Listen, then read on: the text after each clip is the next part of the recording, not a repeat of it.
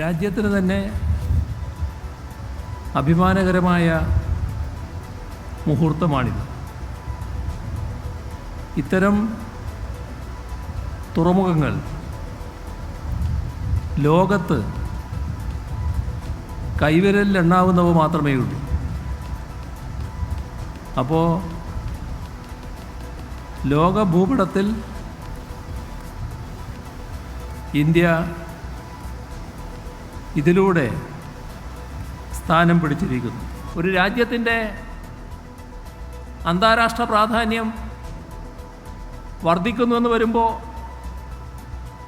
മറ്റ് ചില ശക്തികൾ, അത് അന്താരാഷ്ട്ര ലോബികൾ തന്നെ ഇതിനെതിരെ ചിന്തിച്ചു എന്ന് വരാം. ഇത് യാഥാർത്ഥ്യമാവാതിരിക്കാൻ രംഗത്ത് വന്നു എന്ന് വരാം. അതെല്ലാം ഇക്കാര്യത്തിൽ ഉണ്ടായി എന്നത് പരിശോധിച്ചാൽ നമുക്ക് കാണാൻ കഴിയും. വിഴിഞ്ഞം ആ രീതിയിൽ ഉയരുന്നത് പല വാണിജ്യ ലോബികൾക്കും ഇഷ്ടമായിരുന്നില്ല എന്നാണ് വസ്തുത. നമസ്കാരം. വിഴിഞ്ഞം ഇനി പഴയ വിഴിഞ്ഞം അല്ല. കേരളത്തിൻ്റെ സാമൂഹിക, സാംസ്കാരിക, വാണിജ്യ മണ്ഡലങ്ങളിൽ കൊച്ചി കൈയാളിയിരുന്ന പ്രാധാന്യം തിരുവനന്തപുരം കൂടി ഇനി കൈവരിക്കുകയാണ്. വിഴിഞ്ഞം കേരളത്തെ കീഴടക്കാൻ ഒരുങ്ങുമ്പോൾ മുഖ്യമന്ത്രി എന്ന നിലയിൽ പിണറായി വിജയൻ്റെയും രാഷ്ട്രീയമായി ഇടതുപക്ഷത്തിൻ്റെ ആകെ തന്നെയും അഭിമാന മുഹൂർത്തം ആകുകയാണ് അത്. സാൻ ഫെർണാണ്ടോ എന്ന പടുകൂറ്റൻ അമ്മക്കപ്പൽ വിഴിഞ്ഞം തുറമുഖത്ത് നങ്കൂരമിട്ടതോടെ കേരളത്തിൻ്റെ മാത്രമല്ല രാജ്യത്തിൻ്റെ തന്നെ കടൽ സ്വപ്നങ്ങൾക്ക് ചിറകുകൾ വിരിഞ്ഞിരിക്കുന്നു. ലോകത്തിലെ തന്നെ ഏറ്റവും ആധുനിക തുറമുഖമാകുന്നു വിഴിഞ്ഞം എന്ന് പറയുന്നത് അദാനി ഗ്രൂപ്പ് തന്നെയാണ്. ഇനി വികസനത്തിൻ്റെ വിജയ വഴികൾ. വിഴിഞ്ഞത്തിലൂടെ അഴിമതിയും ചൂഷണവും കേരളത്തെ വിഴുങ്ങാതിരിക്കാൻ ഇടതുപക്ഷം ഇടപെട്ടതും ഇപ്പോൾ ഇച്ഛാശക്തി കാട്ടി കപ്പൽ തീരത്തടുപ്പിച്ചതും വലിയ നേട്ടമായി മുഖ്യമന്ത്രി എടുത്തു കാട്ടുന്നുണ്ട്. 3 ഘട്ടം കൂടി പൂർത്തിയാക്കാൻ ബാക്കിയുള്ള തുറമുഖ നിർമ്മാണം തടസ്സമില്ലാതെ മുന്നോട്ട് പോകുമെന്ന് മുഖ്യമന്ത്രിക്ക് നന്ദി പറഞ്ഞ് അദാനി ഗ്രൂപ്പ്, പിന്തുണ അറിയിച്ച് കേന്ദ്രമന്ത്രി, അഭിനന്ദിച്ച് സ്ഥലം MLA.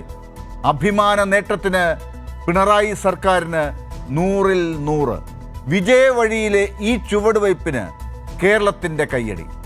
ന്യൂസ് ആൻഡ് വ്യൂസ് ഈ വിഷയം പരിശോധിക്കുമ്പോൾ ഇന്ന് ചർച്ചയിൽ പങ്കെടുക്കുന്നവർ: CPIM നേതാവ് MLA കൂടിയായ M. നൌഷാദ്, കോൺഗ്രസ് സഹയാത്രികൻ മുതിർന്ന മാധ്യമപ്രവർത്തകൻ കൂടിയായ N. ശ്രീകുമാർ, മറൈൻ വിദഗ്ധ മറൈൻ എഞ്ചിനീയർ ദിയ ദിലീപ് എന്നിവർ. ഏറ്റവും ആദ്യം M. നൌഷാദ്, വിഴിഞ്ഞം വിജയ വഴിയിൽ നിന്നാണ് ഇപ്പോൾ എല്ലാവരും പറയുന്നത്. അത് പല രീതിയിലാകാം. വിജയിച്ച വഴിയിലാകാം, വിജയത്തിൻ്റെ വഴിയിലാകാം, പിണറായി വിജയൻ എന്ന മുഖ്യമന്ത്രി നയിക്കുന്ന വഴി ആകാം ആ വിജയ വഴി. എങ്ങനെ വിലയിരുത്തുന്നു ഈ ഘട്ടത്തിൽ CPM, ഇടതുപക്ഷം?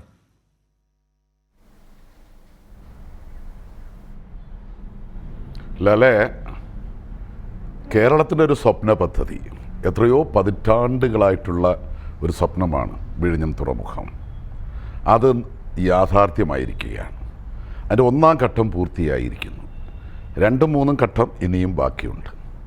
2ഉം 3ഉം ഘട്ടം പൂർത്തിയാകുന്നതോടുകൂടി ലോകത്തെ തന്നെ 1ാമത്തെ തുറമുഖമായി വിഴിഞ്ഞം തുറമുഖം മാറുകയാണ്. സ്വാഭാവികമായും അതിൻ്റെ നേട്ടം കേരളത്തിനാകെ ഉണ്ടാകും. അത് തൊഴിൽ മേഖലയിൽ, വ്യാവസായിക മേഖലയിൽ ഒക്കെ തന്നെ വൻ കുതിപ്പിന് കാരണമാകും. ഈ പദ്ധതി യാഥാർത്ഥ്യമാകിയത് LDF സർക്കാരിൻ്റെ, വിശിഷ്യ മുഖ്യമന്ത്രി പിണറായി വിജയൻ്റെ നിശ്ചയദാർഢ്യത്തിൻ്റെ ഉത്തമ ഉദാഹരണമാണ്. ആ പദ്ധതിയെ ഇല്ലാതാക്കാൻ വിഴിഞ്ഞം പദ്ധതിക്കെതിരായി നടന്നിട്ടുള്ള ഈ അടുത്ത കാലത്ത് നടന്നിട്ടുള്ള സമരങ്ങൾ ഉൾപ്പെടെ നമുക്കറിയാം. പാവപ്പെട്ട മത്സ്യത്തൊഴിലാളികളെ തെറ്റിദ്ധരിപ്പിച്ച് സമരത്തിലിറക്കി അതിന് UDF നൽകിയ പരസ്യ പിന്തുണ നമ്മൾ കണ്ടതാണ്. പക്ഷെ നിങ്ങൾ ഓർക്കുക, സഖാവ് പിണറായി വിജയൻ മുഖ്യമന്ത്രിയാകുന്നതിന് മുമ്പ് പാർട്ടി സെക്രട്ടറി മാത്രമായിരുന്നപ്പോൾ നടത്തിയ വാർത്താ സമ്മേളനം നമ്മുടെ മുമ്പിലുണ്ട്. അന്ന് അസന്നിഗ്ധമായി പറഞ്ഞതെന്താ? അസന്നിഗ്ധമായി പറഞ്ഞത് ഈ പദ്ധതിയുമായി LDF സർക്കാർ മുന്നോട്ട് പോകും. ഞങ്ങൾ വിഴിഞ്ഞത്തിൽ പദ്ധതിക്കെതിരായി സമരം ചെയ്തു എന്നാണ് പ്രചരിപ്പിക്കപ്പെടുന്നത്. ഒരിക്കലും പദ്ധതിക്കെതിരായി സമരം ചെയ്തിട്ടില്ല. ആ പദ്ധതിയിലെ കരാർ ഇപ്പോഴും നമ്മൾ ഈ പദ്ധതി യാഥാർത്ഥ്യമാകുമ്പോഴും കരാർ നമുക്ക് ഗുണകരമല്ല. കാരണം 67% മുതൽ മുടക്ക് സംസ്ഥാന ഗവൺമെൻറ്റിനാണ്. 33% മാത്രമേ അദാനി ഗ്രൂപ്പിനുള്ളൂ. പക്ഷേ ലാഭത്തിൻ്റെ വരുമാനത്തിൻ്റെ 20 വർഷക്കാലം സംസ്ഥാന ഗവൺമെൻറ്റിന് ഷെയർ ഒന്നും തന്നെ ഇല്ല. പിന്നീട് 1%, പിന്നെ 2%, അങ്ങനെ 40-ാം വർഷം എത്തുമ്പോൾ 20% മാത്രമേ നമുക്ക് വരുമാനം ലഭിക്കുകയുള്ളൂ. എന്നിട്ട് ഈ പദ്ധതി യാഥാർത്ഥ്യമാകുന്നത് ഇത് നൂറ്റാണ്ടുകളോളം നിൽക്കുന്നതാണ്. ഈ പദ്ധതി കേരളത്തിന് അനിവാര്യമാണ്, ആവശ്യമാണ്. അത് മനസ്സിലാക്കിയിട്ടാണ് 2015 തന്നെ പിണറായി വിജയൻ പറഞ്ഞത് എന്താ? അന്ന് UDF ഗവൺമെൻറ്റാണ്. പിന്നീട് നടക്കുന്ന തെരഞ്ഞെടുപ്പിൽ LDF വരുമെന്ന് വല്ല ഉറപ്പുമുണ്ടോ? പക്ഷേ LDFിൻ്റെ നിലപാടാണത്. പിണറായിയുടെ നിലപാടാണ് പാർട്ടി സെക്രട്ടറി എന്നുള്ള അർത്ഥത്തിൽ. ഇത് മാത്രമല്ലല്ലോ, ഇപ്പോൾ ഗെയിൽ പൈപ്പ് ലൈനെതിരായി ആദ്യഘട്ടത്തിൽ സമരമുണ്ടായപ്പോൾ തന്നെ അതിൽ CPMൻ്റെ നിലപാടെന്തായിരുന്നു?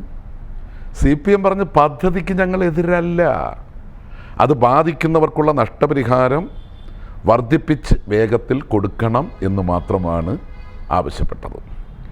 ഇവിടെ നമ്മുടെ സ്വപ്ന പദ്ധതികളായിരുന്ന എത്ര പദ്ധതികളാണ് യാഥാർത്ഥ്യമാകുന്നത്? ഇപ്പം നാഷണൽ ഹൈവേ UDF ഗവൺമെൻറ് പൂട്ടിക്കെട്ടിപ്പോയതാ. പക്ഷേ കേന്ദ്ര ഗവൺമെൻറ് ആ പ്രോജക്റ്റ് ഡ്രോപ്പ് ചെയ്തതാണ്. അവിടെ ആ ഫയൽ വീണ്ടും റീഓപ്പൺ ചെയ്യിപ്പിച്ച് അധികമായി കേരളത്തിൽ ഭൂമിക്ക് വില കൂടുതലാണ്, അതുകൊണ്ട് അത്രയും വില കൊടുത്ത് നമുക്ക് ഭൂമി ഏറ്റെടുക്കാൻ കഴിയില്ല എന്ന നിലപാട് കേന്ദ്ര ഗവൺമെൻറ് സ്വീകരിച്ചപ്പോൾ അധികമായി വരുന്ന തുക ഞങ്ങൾ തരാം. സംസ്ഥാന ഗവൺമെൻറ്, ഇന്ത്യയിൽ ഒരു സംസ്ഥാന ഗവൺമെൻറ് നാഷണൽ ഹൈവേയുടെ വികസനത്തിന് വേണ്ടി പണം മുടക്കുന്നത് നടാടെയാണ്. ഞാൻ പറഞ്ഞ ആ നിലപാട് സ്വീകരിച്ചതിൻ്റെ ഭാഗമായി ഇപ്പോൾ ഈ നാഷണൽ ഹൈവേയുടെ പ്രവർത്തനങ്ങൾ നടന്നുകൊണ്ടിരിക്കുന്നു. ഗെയിൽ പൈപ്പ് ലൈൻ പദ്ധതി പൂർത്തിയാക്കി തീരദേശ ഹൈവേ, മലയോര ഹൈവേ, നാഷണൽ ഹൈവേ ഇതെല്ലാം കേരളത്തിൽ യാഥാർത്ഥ്യമാവുകയാണ്. ഇത് പൂർത്തിയാകുന്നതോടുകൂടി കേരളം യൂറോപ്യൻ രാജ്യങ്ങൾ പോലെ പ്രധാനപ്പെട്ട വികസിത രാജ്യമായി മാറുകയാണ്. ശ്രീ നൗഷാദ്, മറ്റ് പദ്ധതികളെക്കാളും ദേശീയ പാതയുടെ കാര്യത്തിലും ഗെയിൽ പൈപ്പ് ലൈൻ്റെ കാര്യത്തിലുമൊക്കെ താങ്കൾ നേരത്തെ ചൂണ്ടിക്കാട്ടിയതിനേക്കാളും ഒക്കെ എത്രയോ ഇന്ന് മുഖ്യമന്ത്രി തന്നെ ആ ഒരു വലിപ്പത്തെ കുറിച്ച് പറയാൻ കുറച്ചൊന്ന് പാടുപെടുന്ന പോലെ തോന്നി. അദ്ദേഹം വലിയ രീതിയിലുള്ള അവസരങ്ങൾ ഉണ്ടാക്കുന്നത് എന്ന് ആവർത്തിച്ച് പറയുന്നുണ്ടായിരുന്നു. അദ്ദേഹത്തിൻ്റെ ആ ശരീരഭാഷയിൽ നിന്ന് നമുക്ക് വലിപ്പം കിട്ടുന്നുണ്ട്. ആ വലിപ്പത്തിലേക്ക് വിഴിഞ്ഞമാണ് ഇപ്പോൾ കാര്യങ്ങളെ കൊണ്ടുവന്ന് എത്തിക്കുന്നത്.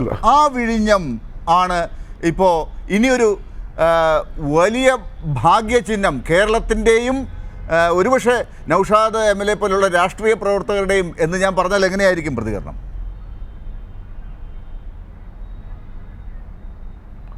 അല്ല, അത് കേരളത്തിൻ്റെ ഇന്ത്യയുടെ തന്നെ അയൽ സംസ്ഥാനങ്ങൾക്കുൾപ്പെടെ ഉപകാരപ്രദമാകുന്ന പദ്ധതിയാണിത്.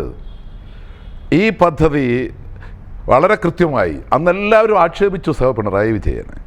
നിങ്ങൾ ഓർക്കുക, ആ വിഴിഞ്ഞ പദ്ധതിക്കെതിരായിട്ട് പണി നിർത്തിവെക്കണം എന്ന് പറഞ്ഞുകൊണ്ട് സമരത്തിലേക്ക് വന്നപ്പോൾ അന്ന് അതിശക്തമായി അവർ സമരം നടത്തുകയാണ്. പക്ഷേ ആ ഘട്ടത്തിലും പിണറായി വിജയൻ പറഞ്ഞത് പദ്ധതി നിർത്തിവെക്കുന്ന, പണി നിർത്തിവെക്കുന്ന പ്രശ്നമേ ഇല്ല എന്ന് അസന്നിഗ്ധമായി പ്രഖ്യാപിച്ചു. എന്നിട്ട് പറഞ്ഞെന്താ?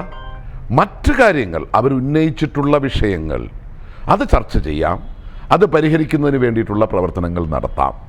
അതിൽ മത്സ്യത്തൊഴിലാളികളെ പുനരധിവസിപ്പിക്കുന്നതിന് അത് പറഞ്ഞു പോവുകയല്ല, ആ സമരത്തെ തുടർന്ന് ഉണ്ടായ ഒത്തുതീർപ്പിൻ്റെ ഭാഗമായി മുട്ടത്തറയിലെ ഫ്ലാറ്റിൻ്റെ പണി ദ്രുതഗതിയിൽ പുരോഗമിക്കുന്നു, അതിൻ്റെ അവസാന ഘട്ടത്തിലുമാണ്. പക്ഷെ പദ്ധതി നിർത്തിവെക്കുന്ന പ്രശ്നമേ ഇല്ല. അതുപോലെ തന്നെ LDF അധികാരത്തിൽ വന്നാൽ വിഴിഞ്ഞം പദ്ധതി ഉപേക്ഷിക്കുന്ന പ്രശ്നമില്ല. അത് നിയമക്കുരുക്കിലേക്കും ഈ പദ്ധതി വൈകുന്നതിനും ഇടവരുത്തും. അതാണ് നമ്മുടെ നാടിൻ്റെ നന്മയാണ്. LDFനും പിണറായി വിജയനും നാടിൻ്റെ വികസനമാണ് പ്രശ്നമെങ്കിൽ ഇവിടെ UDFനും LDF വിരുദ്ധർക്കും വിവാദങ്ങൾക്കാണ് താല്പര്യം. LDFനും പിണറായി വിജയനും വികസനത്തിൽ താല്പര്യം, ജനങ്ങളുടെ ക്ഷേമത്തിൽ താല്പര്യം. UDFന് വിവാദങ്ങളിൽ താല്പര്യം. കൊച്ചു കൊച്ചു കാര്യങ്ങൾ ഉയർത്തിക്കൊണ്ട് വന്നിട്ട് നാട്ടിൽ ചുമ്മാതെ വിവാദങ്ങൾ ഉണ്ടാക്കുക, ഇതാണ് അവരുടെ ലക്ഷ്യം. ഞാൻ പറഞ്ഞത് ഒരു വാക്കൂടെ പറയാനുണ്ട്. ആ സമരസമയത്ത് പിണറായി വിജയൻ പണി നിർത്തിവെക്കുന്ന പ്രശ്നമേ ഇല്ല, പദ്ധതി പണിയുമായി മുന്നോട്ട് തന്നെ പോകുമെന്ന് പറഞ്ഞപ്പോൾ അന്ന് വ്യക്തിപരമായി എന്തെല്ലാം ആക്ഷേപമാണ്. ധാർഷ്ട്യം, ധിക്കാരം, അഹങ്കാരം. അതെ, പിണറായി വിജയന്റെ ധാർഷ്ട്യത്തിൻ്റെ തെളിവാണ് വിഴിഞ്ഞം തുറമുഖം. വികസനത്തിന് വേണ്ടി, ജനങ്ങളുടെ ക്ഷേമത്തിന് വേണ്ടി കേരളത്തിന് ഒരു വികസനത്തിൻ്റെ ഒരു വലിയ നേട്ടം തന്നെ കാഴ്ചവെക്കാനുണ്ട് എന്നാണ് നൗഷാദ് MLA പറഞ്ഞു വരുന്നത്. ഞാൻ വരാം ശ്രീ നൗഷാദ്. ശ്രീകുമാർ, ഒരുപക്ഷെ ഇപ്പോൾ ശ്രീ നൗഷാദ് പറഞ്ഞ ആ കാര്യങ്ങൾ, അദ്ദേഹം ചില കാര്യങ്ങൾ ഓർത്തു എന്നുള്ളത് ശരിയാണ്. രാഷ്ട്രീയമായി ഈ ഘട്ടത്തിൽ ചില കാര്യങ്ങൾ പറയേണ്ടതുണ്ട് എന്ന് അദ്ദേഹത്തിലെ രാഷ്ട്രീയക്കാരൻ ഇപ്പോൾ അദ്ദേഹത്തിന് തോന്നിയിട്ടുണ്ട്. അതുകൊണ്ട് തന്നെ അദ്ദേഹം ചില കാര്യങ്ങൾ ഓർത്തിട്ടുണ്ട്. പക്ഷേ അതേസമയം ഇന്ന് വളരെ മാന്യമായി UDF ഉൾപ്പെടെ ഈ വിഴിഞ്ഞം ട്രയൽ റണ്ണിനെ, അതിൻ്റെ ഉദ്ഘാടനത്തെ സമീപിച്ചു എന്ന് തന്നെയാണ് പൊതുവേ ഉള്ള ഒരു ധാരണ. അത് ബഹിഷ്കരിച്ചിട്ടില്ല. അതിൽ കോവളം MLA പങ്കെടുത്തു. പിന്നെ ചെറിയ ചെറിയ പരാതികളൊക്കെ പറഞ്ഞില്ലെങ്കിൽ പിന്നെ എന്താണ് UDFൻ്റെ പ്രസക്തി എന്ന് ആളുകൾ കരുതില്ലേ എന്നൊക്കെയുള്ള ചിന്തയുണ്ടാകാം. അതിനപ്പുറം നിങ്ങളും ശരിക്കും നൗഷാദിനെ അംഗീകരിക്കുകയും അദ്ദേഹം പറഞ്ഞ കാര്യങ്ങളെ കൈയടിക്കുകയും ചെയ്യുകയല്ലേ സത്യത്തിൽ ചെയ്യുന്നത്? വിജയ വഴിയിലാണ് ഇപ്പോൾ വിഴിഞ്ഞം എന്നുള്ളത് UDFും അംഗീകരിക്കുകയല്ലേ?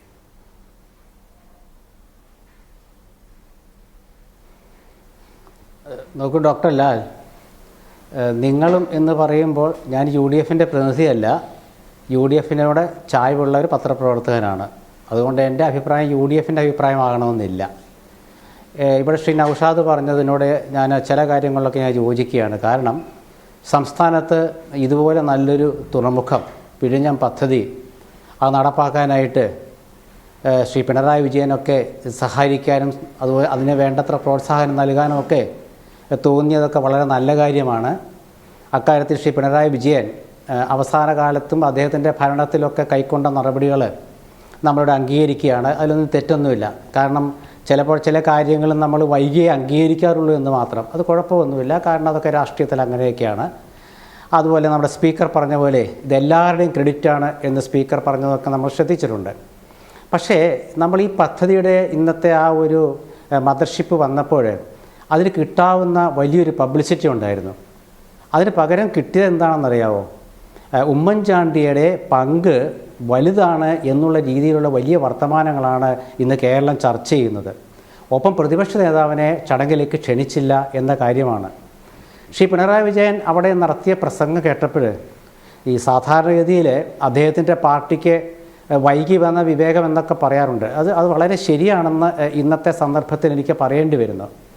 2015 ശ്രീ നൗഷാദ്, ഞാൻ അദ്ദേഹത്തോട് ചോദിക്കുന്നില്ല, കാരണം ചോദ്യം ചോദിച്ചുത്തരം കളഞ്ഞ സമയം കളയേണ്ട കാര്യമില്ല. 2015 CPMൻ്റെ മുഖപത്രത്തിലെ ഹെഡിങ് കടൽ കൊള്ള എന്നായിരുന്നു 2015. അതിനുശേഷം മെയ് മാസത്തിലാണെന്ന് തോന്നുന്നു ശ്രീ പിണറായി വിജയൻ 5550 കോടി രൂപയുടെ വിഴിഞ്ഞം പദ്ധതിക്ക് 6000 കോടി രൂപയുടെ അഴിമതി ആരോപണം ഉന്നയിച്ചു ഉമ്മൻചാണ്ടിക്കെതിരെ. അതായത് റിയൽ എസ്റ്റേറ്റ് ബിസിനസ് എന്നൊക്കെ പറഞ്ഞിട്ട്. ഞാൻ വിശദീകരിക്കുന്നില്ല, ഒരുപാട് ചർച്ച ചെയ്തതാണ്. അന്ന് ഉമ്മൻചാണ്ടി നിയമസഭയിൽ നടത്തിയൊരു പ്രസംഗമുണ്ട്. ആരെതിർത്താലും എത്ര ആരോപണം കേട്ടാലും വിഴിഞ്ഞം പദ്ധതി നടപ്പാക്കിയിരിക്കും. ഇപ്പോഴും ക്ലിപ്പിലുണ്ട്, ഇന്നും കുറേ ചാനലുകൾ അത് കാണിച്ചു.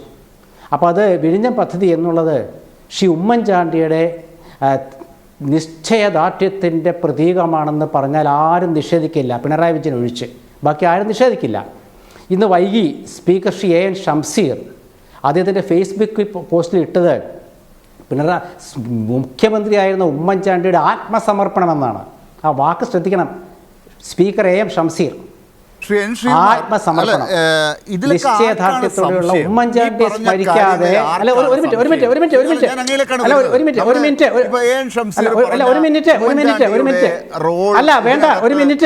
അങ്ങയിലേക്കാണ് വരുന്നത്. ഒന്ന് കേൾക്കൂ.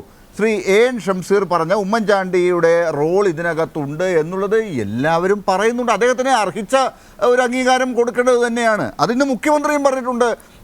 പ്രതിപക്ഷ നേതാവായ ഉമ്മൻചാണ്ടിയും അന്ന് അധികാരത്തിലിരുന്ന മുഖ്യമന്ത്രി വി എസ് അച്യുതാനന്ദനും ഒക്കെ അതിനോടെടുത്ത സമീപനം അദ്ദേഹവും പ്രസംഗത്തിൽ അത് ചൂണ്ടിക്കാട്ടിയിട്ടുണ്ട്. പലരും അത് പറയുന്നുണ്ട്. അതൊക്കെ അദ്ദേഹത്തിന് അർഹിക്കുന്ന രീതിയിൽ തന്നെ കൊടുക്കുകയും വേണം. പക്ഷേ ഇതാരാണ് കുറച്ചു കാണിക്കുന്നു ഉമ്മൻചാണ്ടിയെ, അല്ലെങ്കിൽ ഉമ്മൻചാണ്ടിക്ക് ഇതിന് ഏറ്റവും മുകളിലാണ് അദ്ദേഹത്തിൻ്റെ സ്ഥാനം, ഇതിൻ്റെ പേര് തന്നെ ഉമ്മൻചാണ്ടിയുടെ പേര് ഇടേണ്ടതാണ് എന്നൊക്കെ പറഞ്ഞുകൊണ്ടൊരു വലിയ പബ്ലിസിറ്റിയിലേക്ക് പോയി ഇതിനെ വേറെ രീതിയിലേക്ക് കൊണ്ടുപോകാൻ പറ്റുന്നോ എന്ന് നോക്കുന്നുണ്ടോ ആരെങ്കിലും? അതാരാണ്?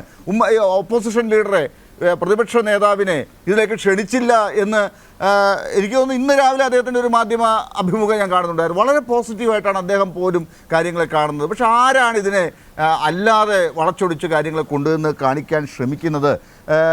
മറ്റു കാര്യങ്ങളിലേക്ക് വരാം. അപ്പോൾ അതിനേക്കാൾ പ്രാധാന്യം വിഴിഞ്ഞമല്ലേ? ആ വിഴിഞ്ഞത്തിൻ്റെ വിജയം ആരുടെ കാലത്ത് നടന്നു എന്നുള്ളത് നൗഷാദ് ചൂണ്ടിക്കാട്ടിയ ആ വഴികളിലൂടെ എത്തിയ ഇന്നത്തെ വിഴിഞ്ഞം, അതിനെ UDF അംഗീകരിക്കുന്നില്ലേ? അത് പറയാൻ എന്താണ്, തുറന്നു പറയാൻ എന്താണ് മടി?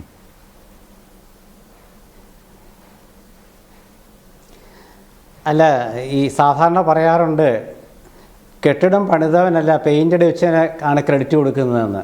കെട്ടിടം പണിതവന് ക്രെഡിറ്റ് ഇല്ല, പെയിൻ്റ് അടിച്ചവനാ ക്രെഡിറ്റ്. അത് എനിക്ക് അതിനെക്കുറിച്ച് നിങ്ങളുടെ ആ വാദത്തെ ഞാൻ പറഞ്ഞു വന്നത് മുഖ്യമന്ത്രിയായിരുന്ന പിണറായി വിജയനെ കുറിച്ച്. ഞാൻ പറയട്ടെ, അല്ല ഞാൻ എൻ്റെ ലാലേ മണ്ടത്തരം പറയല്ലേ കൈരളി ചാനലിരുന്നിട്ട്. ലാലിനെ പോലെ ഒരു നല്ലൊരു അവതാരകൻ ചരിത്രത്തെ വളച്ചൊടിക്കല്ലേ. പിണറായി വിജയൻ പറഞ്ഞോട്ടെ, കാരണം അദ്ദേഹത്തിൻ്റെ രാഷ്ട്രീയക്കാരനാണ്. ഞാൻ പറഞ്ഞു കഴിഞ്ഞിട്ട് പറയാം. കടൽക്കൊള്ള എന്ന് CPM-ന്റെ തീരുമാനമാണ്. പിണറായി വിജയന്റെ പ്രസ്താവന ഫേസ്ബുക്ക് പോസ്റ്റിൽ ഇപ്പോഴും കിടപ്പുണ്ട്. അവരതിനെതിരെയാണ് പ്രവർത്തിച്ചത് എന്ന് പറയുന്നുണ്ട്. അഴിമതി നടക്കരുത്, ചൂഷണം നടക്കരുത്, കടൽക്കൊള്ള ഉണ്ടാകരുത്, അതാണ് അവർ ശ്രമിച്ചുകൊണ്ടിരുന്നത്. നടന്നില്ലേ? ഒരു പരിധിവരെ അത് വിജയിച്ചില്ലേ അവർ? ഞാനൊന്ന് പറയട്ടെ ശ്രീലാൽ, അതായത് പിണറായി വിജയൻ്റെ നേതൃത്വത്തിൽ ഈ പദ്ധതിയുടെ സാക്ഷാത്കാരത്തിന് നടത്തിയ ശ്രമം എന്നാണ് സ്പീക്കർ എ എൻ ഷംസീർ പറഞ്ഞിരിക്കുന്നത്. ഈ പദ്ധതിയുടെ സാക്ഷാത്കാരത്തിന് നടത്തിയ ശ്രമം എന്നാണ് ഇന്നത്തെ സ്പീക്കർ എ എൻ ഷംസീറിൻ്റെ പ്രസ്താവന. ഉമ്മൻചാണ്ടിയുടെ ആത്മസമർപ്പണം ഓർക്കാതെ വയ്യ, ഈ ചരിത്ര നിമിഷം പൂർത്തിയാകില്ല അദ്ദേഹത്തെ ഓർക്കാതെ എന്ന് ഷംസീർ പറഞ്ഞത്. ഞാനിവിടെ പിണറായി വിജയൻ ഉമ്മൻചാണ്ടി എന്ന മുഖ്യമന്ത്രിയുടെ പേര് പറയാത്ത ഇന്നത്തെ ഉദ്ഘാടന ചടങ്ങിനെ ഷംസീറിനടക്കം സംശയം തോന്നി സ്പീക്കർ എന്ന നിലയ്ക്ക് ഞാനിത് പറഞ്ഞില്ലെങ്കിൽ അത് നിയമസഭയോട് കാണിക്കുന്ന അനാദരവാണെന്ന് ഇപ്പോഴത്തെ സ്പീക്കർക്ക് മുൻ മുഖ്യമന്ത്രിയെ കുറിച്ച് അനുസ്മരിപ്പിക്കുമ്പോൾ തോന്നിയത് എന്തുകൊണ്ടാണെന്ന് മാത്രമേ ഞാൻ ചോദിക്കുന്നുള്ളൂ. ഇവിടെ വേറൊരു കാര്യം, രണ്ട് കാര്യം മനസ്സിലാക്കൂ. പറയട്ടെ, ഉമ്മൻചാണ്ടിക്ക് കിട്ടിയ അംഗീകാരം തന്നെ പോകണം. പക്ഷെ അതേസമയം ഈ വിഴിഞ്ഞത്ത് ഇന്ന് നടന്ന ഉദ്ഘാടനത്തിലേക്ക് കാര്യങ്ങളെ കൊണ്ടുവന്ന് എത്തിച്ചത് കഴിഞ്ഞ 8 വർഷത്തെ പ്രവർത്തനങ്ങൾ ഒന്ന് വിലയിരുത്തിയാൽ ഓരോ മൈൽ സ്റ്റോണിലും സംഭവിച്ചത് എന്താണ് എന്നുള്ളത് ഉമ്മൻചാണ്ടി അവിടെ എവിടെയാണ് വരുന്നത്? അദ്ദേഹത്തിൻ്റെ 2011 മുതൽ 2016 വരെയുള്ള കാലഘട്ടത്തിൽ അദ്ദേഹം പ്രതിപക്ഷ നേതാവായിരുന്നപ്പോൾ അദ്ദേഹത്തിന് ചെയ്യാൻ കിട്ടിയ അവസരം പോലും, ഭരണത്തിലിരുന്നപ്പോൾ എന്ത് നടന്നു എന്നുള്ളത് പോലും ചിലപ്പോൾ വിശദീകരിക്കാനുണ്ടാകുമോ? അദ്ദേഹം ചെയ്യുമെന്ന് പ്രഖ്യാപിച്ചു, അങ്ങ് നേരത്തെ പറഞ്ഞതുപോലെ. ഞാനും ഒന്ന് വിലയിരുത്തി, ഞാനിത് നോക്കി കാര്യങ്ങളൊക്കെ. അങ്ങേക്ക് എന്തെങ്കിലും ഉണ്ടെങ്കിൽ അത് എടുത്തു പറയാം. അപ്പോൾ അദ്ദേഹം ഈ പറഞ്ഞതുപോലെ പ്രസംഗിച്ചു, നടപ്പാക്കുമെന്നൊക്കെ പറഞ്ഞു. പക്ഷെ അതിനപ്പുറം എന്തുണ്ടായി? പ്രസംഗിക്കുകയും പറയുകയും പ്രഖ്യാപിക്കുകയും ചെയ്യുന്നതിനപ്പുറം ഇവിടെ എൻ്റെ അടുത്ത് ലാലേ, എൻ്റെ അപ്പുറത്ത് നൗഷാദ് MLA ആണ് ഇരിക്കുന്നത്. അതിൻ്റെ ഇപ്പുറത്ത് ഒരു നേവൽ ഉദ്യോഗസ്ഥയായി, ഇപ്പോൾ ഉദ്യോഗസ്ഥയായിരിക്കാൻ സാധ്യതയില്ലല്ലോ ചർച്ചയിൽ പങ്കെടുക്കണമെങ്കിൽ, നേവൽ ഉദ്യോഗസ്ഥയായിട്ട് ബന്ധപ്പെട്ട നേവൽ ഉദ്യോഗസ്ഥയാണ് അവിടെ ഇരിക്കുന്നത്.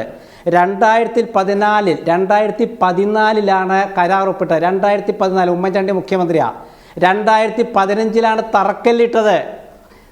ലാലേ, 2015 വിഴിഞ്ഞത്തിന് തറക്കല്ലിട്ടത് ഉമ്മൻചാണ്ടി മുഖ്യമന്ത്രി.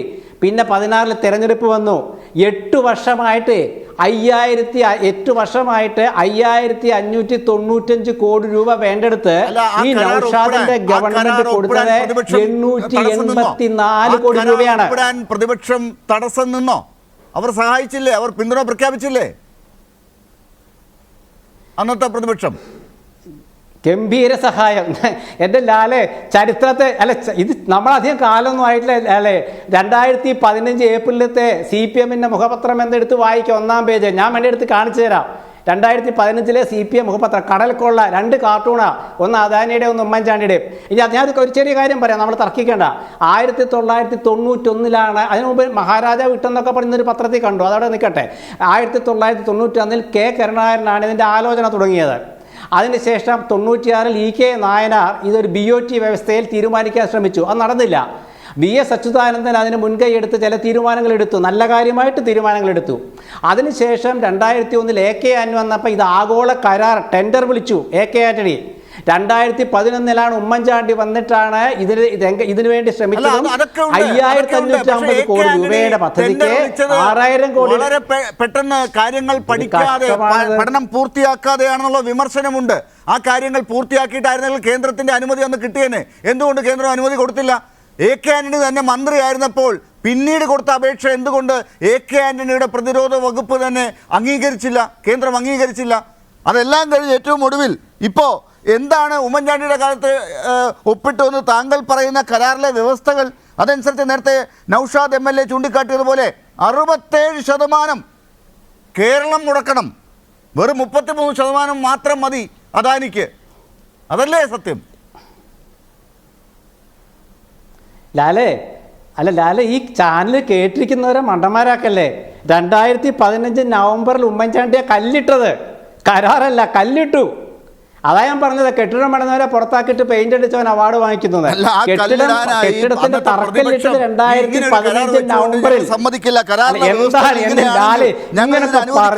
പറഞ്ഞിരുന്നെങ്കിൽ നടക്കുമായിരുന്നോ? നടക്കില്ലായിരുന്നല്ലോ. അല്ല, ഈ കരാറിന്റെ കള്ളക്കരാറാണെന്ന് ഉമ്മൻചാണ്ടി അഴിമതിക്കാരനാണെന്ന് പറഞ്ഞ CPM ആണ്. തർക്കമൊന്നും വേണ്ട. ഇവിടെ ശ്രീ നൗഷാദ് ഇതൊക്കെ വ്യക്തമായിട്ട് ഞാൻ ഒറ്റ കാര്യം പറഞ്ഞ് നിർത്താം. അതായത് ഈ നമ്മുടെ നിങ്ങൾ ഈ 8 വർഷം കൊണ്ട് നിശ്ചയദാർഢ്യം നിങ്ങൾക്ക് പറയുന്നതിൽ 800 കോടി രൂപയെ കൊടുത്തിട്ടുള്ളൂ. 5000-ലധികം കോടി രൂപ വേണ്ട സ്ഥലത്ത്. എന്നാ അവർ നിൽക്കട്ടെ. ഇന്നിപ്പം നമ്മൾ ഇപ്പം പിണറായി വിജയൻ ക്രെഡിറ്റ് എടുക്കുന്നുണ്ട്. അതായത് അദ്ദേഹം പറഞ്ഞ തമാശ എന്താ അറിയോ? ഇതിനെ എതിർക്കാൻ ചിലർ രംഗത്ത് വന്നത്. ആരാ രംഗത്ത് വന്നത്? പ്രതിപക്ഷ ഇന്നത്തെ ദിവസത്തെ ആഘോഷത്തിൽ നിന്ന് വിവാദത്തിലേക്ക് കൊണ്ടുപോകണം എന്ന് അവർക്കുണ്ടാകില്ലല്ലോ. പക്ഷേ അത് നിങ്ങൾ പറയണ്ടേ അവർക്ക്? ഞാൻ ചോദിക്കാം, വരാം ശ്രീകുമാർ. ഞാൻ നൗഷാദ് MLA ഒന്നുകൂടി ചെറിയ അവസരത്തിലേക്ക് പോയിട്ട് DAയിലേക്ക് വരണം, എന്നിട്ട് ഞാൻ ശ്രീകുമാറിലേക്ക് തിരിച്ചു വരുള്ളൂ. ശ്രീ നൗഷാദ്, ഇതിനൊരു മറുപടി വേണം, വളരെ ചുരുക്കി.